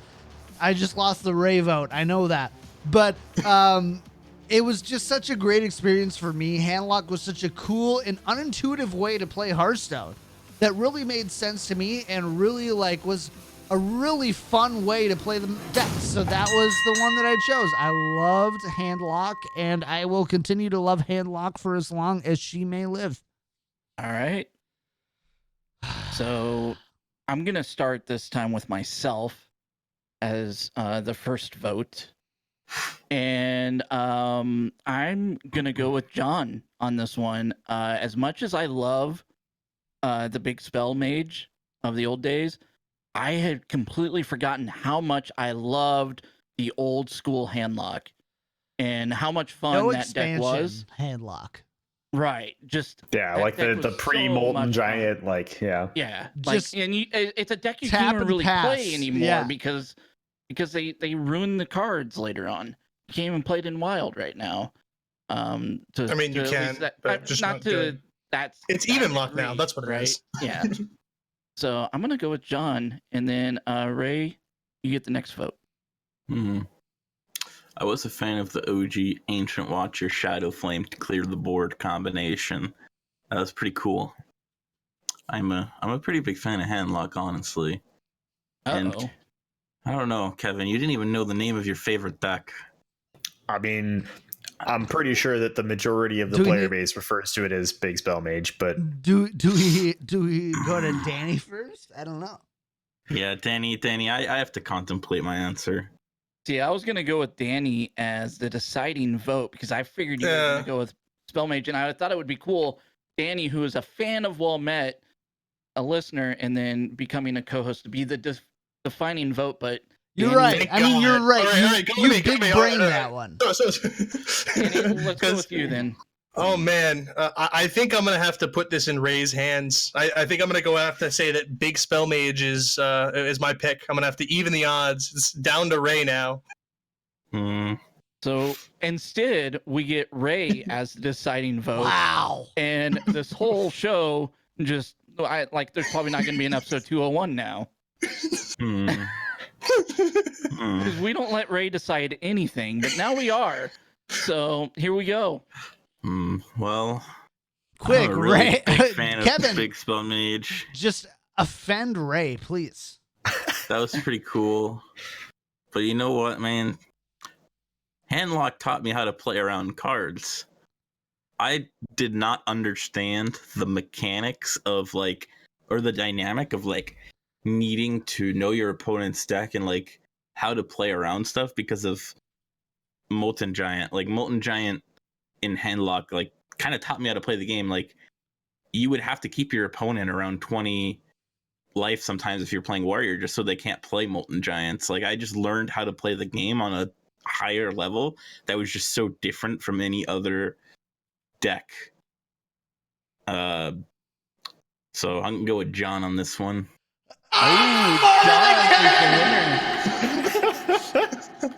I did not. I did not expect that at all. I had it like queued up. Oh man. Oh, I'm so happy. I never beat Kevin in anything. It's never happened. When people tune into Well Met, they're just like, I really can't wait for Kevin to tell John the 80 different ways of why he's a fucking idiot. That was almost the name of the podcast. Yeah, it's our first name was Well Matt. Our second name was John. You're not, but You're not wrong, but yep, that was it. congrats, All right. dude. Congrats You to don't have to John. pretend to be civil here. Go ahead No, and say what you really I- mean. No, I'm just kidding. Straight up, I had totally forgotten about the Ravaging Ghoul thing. Like that was a way better call. How did you forget about Ravaging Ghoul? I mean, you automatically lose now. But now you Well, automatically he went lose. second. You gotta give Kevin credit. He went second. He had Ravaging Ghoul in his head, but he's like, I can't repeat the same thing. I think that's what it was for the first 2 or 3 things. That legitimately you guys had the same answers for the last 2 at least. I mean, the most memorable stuff is the most memorable stuff, right? Like, Yeah. It's been an interesting road, hasn't it, Kevin? Like, when you Yeah, think dude. about it, like when we started episode 1, me having no podcast experience, you having we facial picked you out hair. of a handful of applicants from a field of people we didn't know anything about. pretty arbitrarily. Like when we I didn't when we have any actually be podcast honest experience about it. either. No, but I mean, I like had no- we went looking for a third person, and we I know. found John's application. We were like, "Well, this guy a shot." We didn't even know who you were, and now like I can't imagine not having you as a friend. I lied on most of that application, so you know, like whatever, fake it till Come you full make circle. it. Whatever you guys want to say about it. It was I said this on last week, but Jared's like, you seem to know what you really wanted. You had a direction for the show, and you like seemed like you really had an idea where you wanted to go. And like in the meantime, I'm calling out of work for a week to figure out how the routing's gonna work, just so that you guys can hear. Or not that one.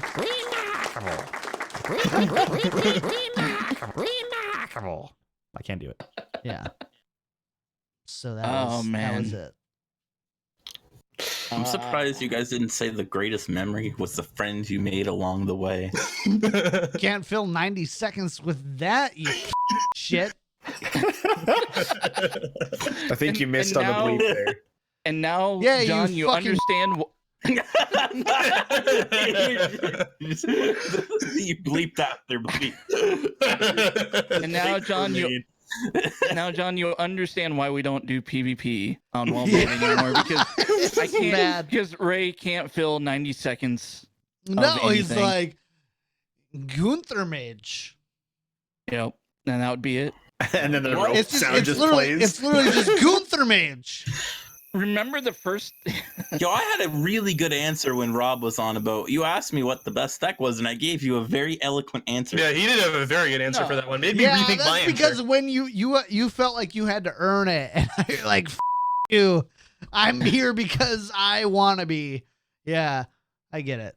I can turn on my brain sometimes. It just I just sometimes. remember the first time we ever did a set review with Ray as a co-host. He was just like, the way he did his set reviews was dust. Yeah, this is good. Dust. He's gotten better since then, so I'll give him that. Anyway, it's time to get out of here, guys. What a blast, man! What That a, is what a a good one. ride! Sorry about that clean language tag. You're f***ed. So Thanks, John. Thanks, I appreciate it. All of the years of, who cares? All the hears and who cares.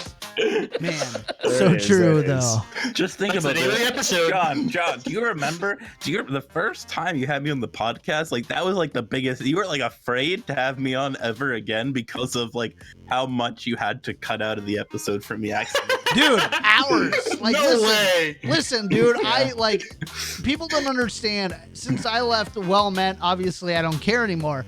But all that work has been put on JR now. And like people don't realize how much work it takes to post the show, review the show, look at timestamps, and make sure that Ray isn't being anti-Semitic or whatever else he ends up deciding to be. Like, I don't know. It's Oh not my an God. easy thing. It's not easy hosting a podcast. People may think and be like, "Oh, it must be easy because John doesn't have to know anything." Okay, It's fair enough, not easy. but there's a The lot work of you other did all work those involved. years, man, is unparalleled. Like, Yeah, no kidding. It is not easy. I definitely am with John on that. But I was on Much with John respect. on that even before I was I know. doing this. It was- Yeah. Anyway, to wrap things up here, just real quick, email, now that we're done with episode 200, we're done bringing on all these guests that we've been bringing on the last 5 So or you got 6 500 episodes by at this the way. point. So that's the next time that I'm booked All right. up until 500. All right, cool. Got it. So we'll just do like an episode every day, and then we'll have John on in 2 years. Dude, honestly, Wouldn't if I'm even be alive 2 by years. 500, I'm gonna be hyped. That would be Dude, 1 year. I hope guess. you guys make it to If 500. Hearthstone's alive at 500, I hope if Hearthstone's still going at 500, I hope you guys are too. I don't know. I assume JR will still be here because he is, I don't know, like I'm crazy, yeah. stupid. That's why. I think I'll be a robot by then. Like all my Cyborg, organs will be yeah. replaced. Like I Like, just said on Twitter last night that this is next month is my 20th year of content creation for video game fan site type stuff. 20 years of this BS. No, that was the wrong one. That one. And remarkable. That was pretty good too. Yeah.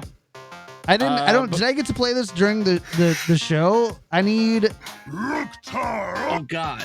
I needed that one, and I also that's needed classic.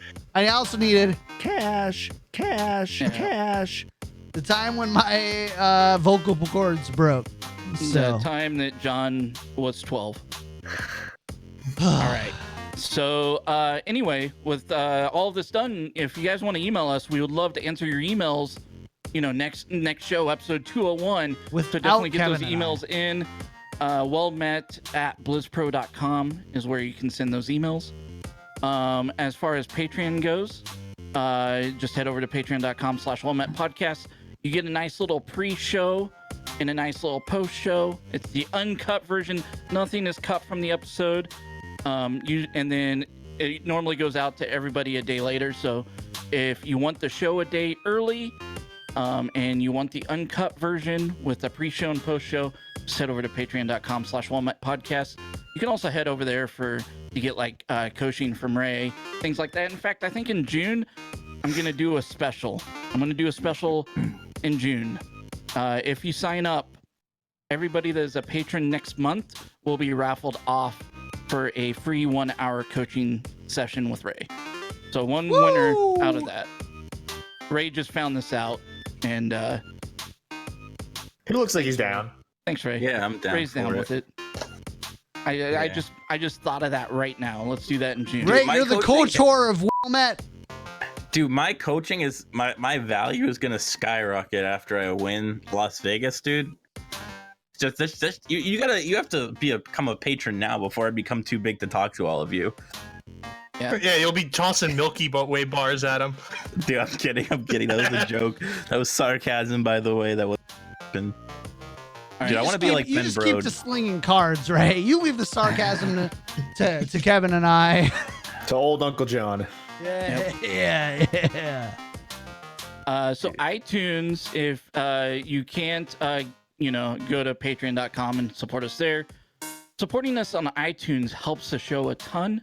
You can leave us a 5-star review if you want over there. Just head over to iTunes, do a search for Hearthstone Podcast. You'll find us there. Leave a 5-star review.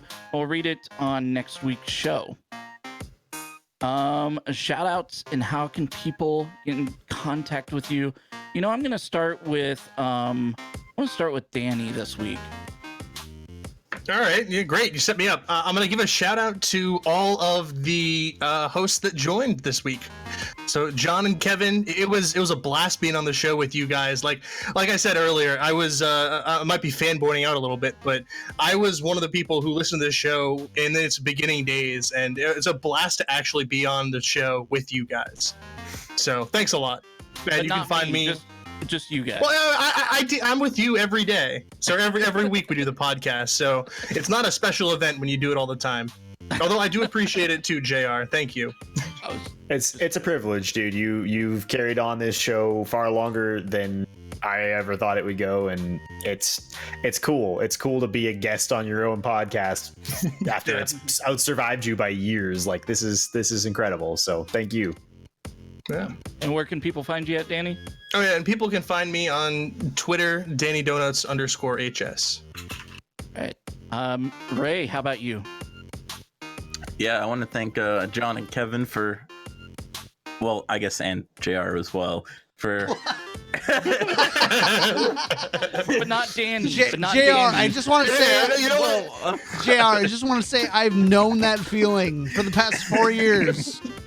And I'm like, immediately right now, I'm sympathizing and empathizing with you so hard. We're basically internet hugging, naked, front on front. Just hugging. Okay.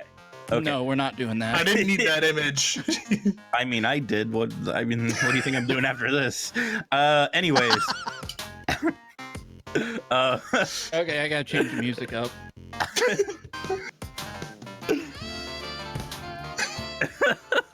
Okay, but no, thank you guys for like putting the first 100 episodes so in, you know, laying down the groundwork for me and Danny to carry the torch afterwards eventually. I am very grateful for that and really appreciate it. John, how about you, man? Yeah, well, for me, you can find me everywhere at KickTripod, twitter.com/KickTripod, youtube.com/KickTripod, twitch.tv/KickTripod, wellmet.com/KickTripod. Just kidding, that's not a thing. That's not a thing. Kevin, don't panic, Kevin. You don't have to look, see if wellmet.com/lack-of-realism works. It doesn't. So relax a little bit. Yeah, find me everywhere at KickTripod. I do a show called Tactical Crouch. It's a competitive Overwatch podcast with some of the smartest, most handsome, sexy people in competitive Overwatch.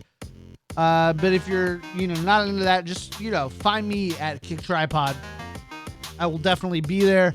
Huge shout out to everybody. And I definitely got to say, JR, Ray, Danny, thank you. It's so great to be back here, saying hi to all you guys, being an absolute idiot, and then you guys just like bringing this substantive conversation after whatever I say. It's a return to home, so I appreciate it. Make sure for anybody who's listening, go onto the Patreon, follow these guys, whatever you can do to support these guys. There's nothing more important from the time that I spent doing hosting Well Met than that grassroots support. It wasn't the person who spent $50 a month. It was the person who would send you a DM and be like, hey, really good episode this week. Thank you for doing it, man. I really appreciate it. Whatever. This helps me get through my week. I have, 2 kids. I can't remember who it was, but they're like, you know what? I drive to work 2 hours every week, and man, I couldn't do it without Well Met. Thank you.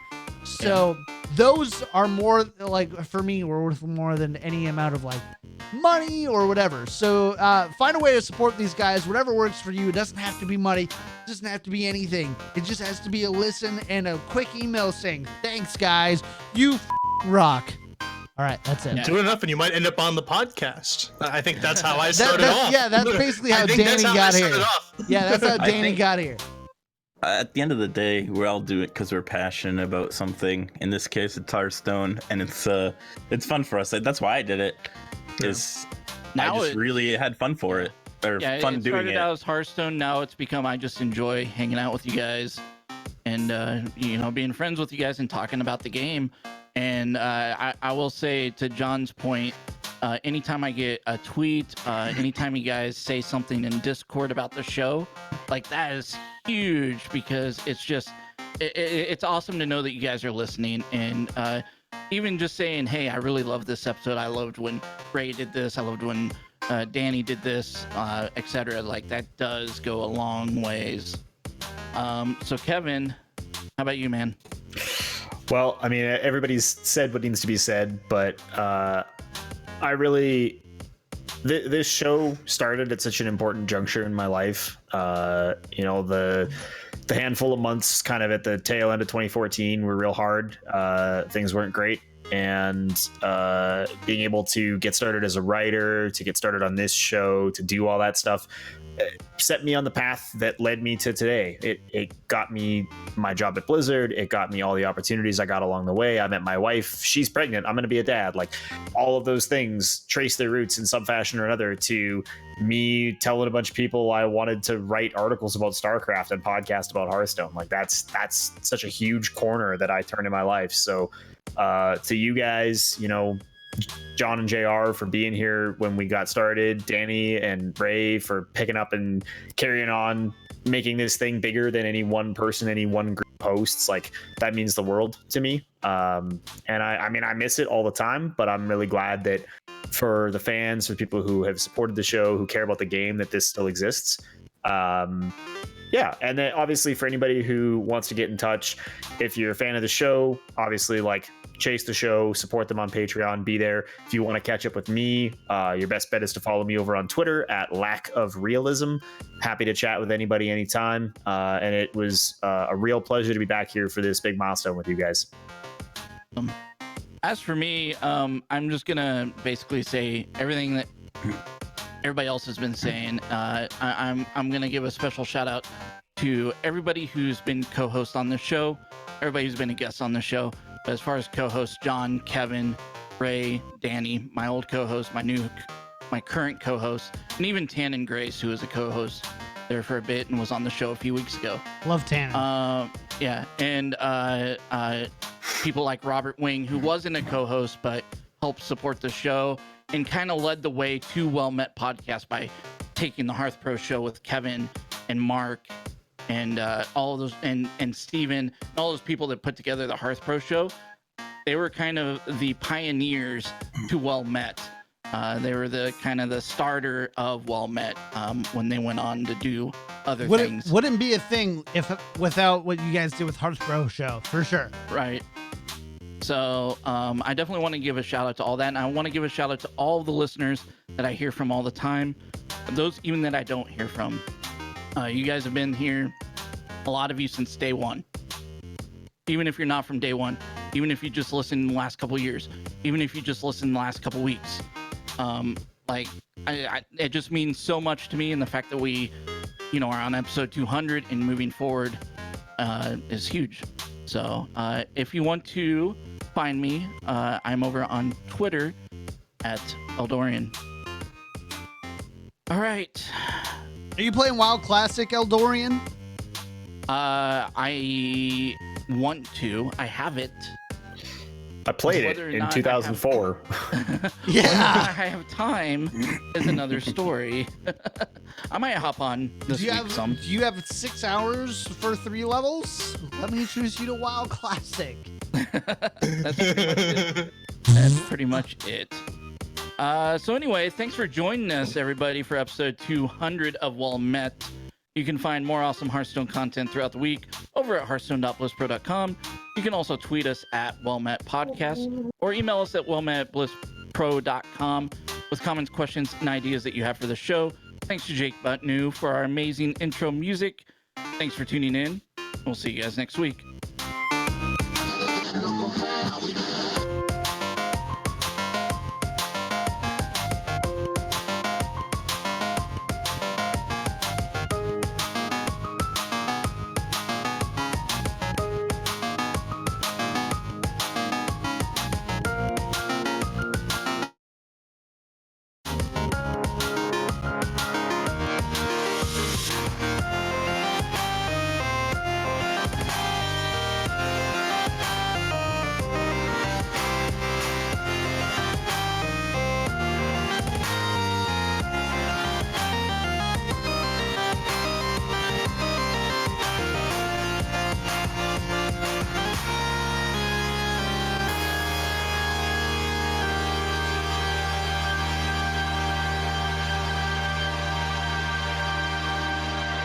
Remarkable. I can't do it. Oh God.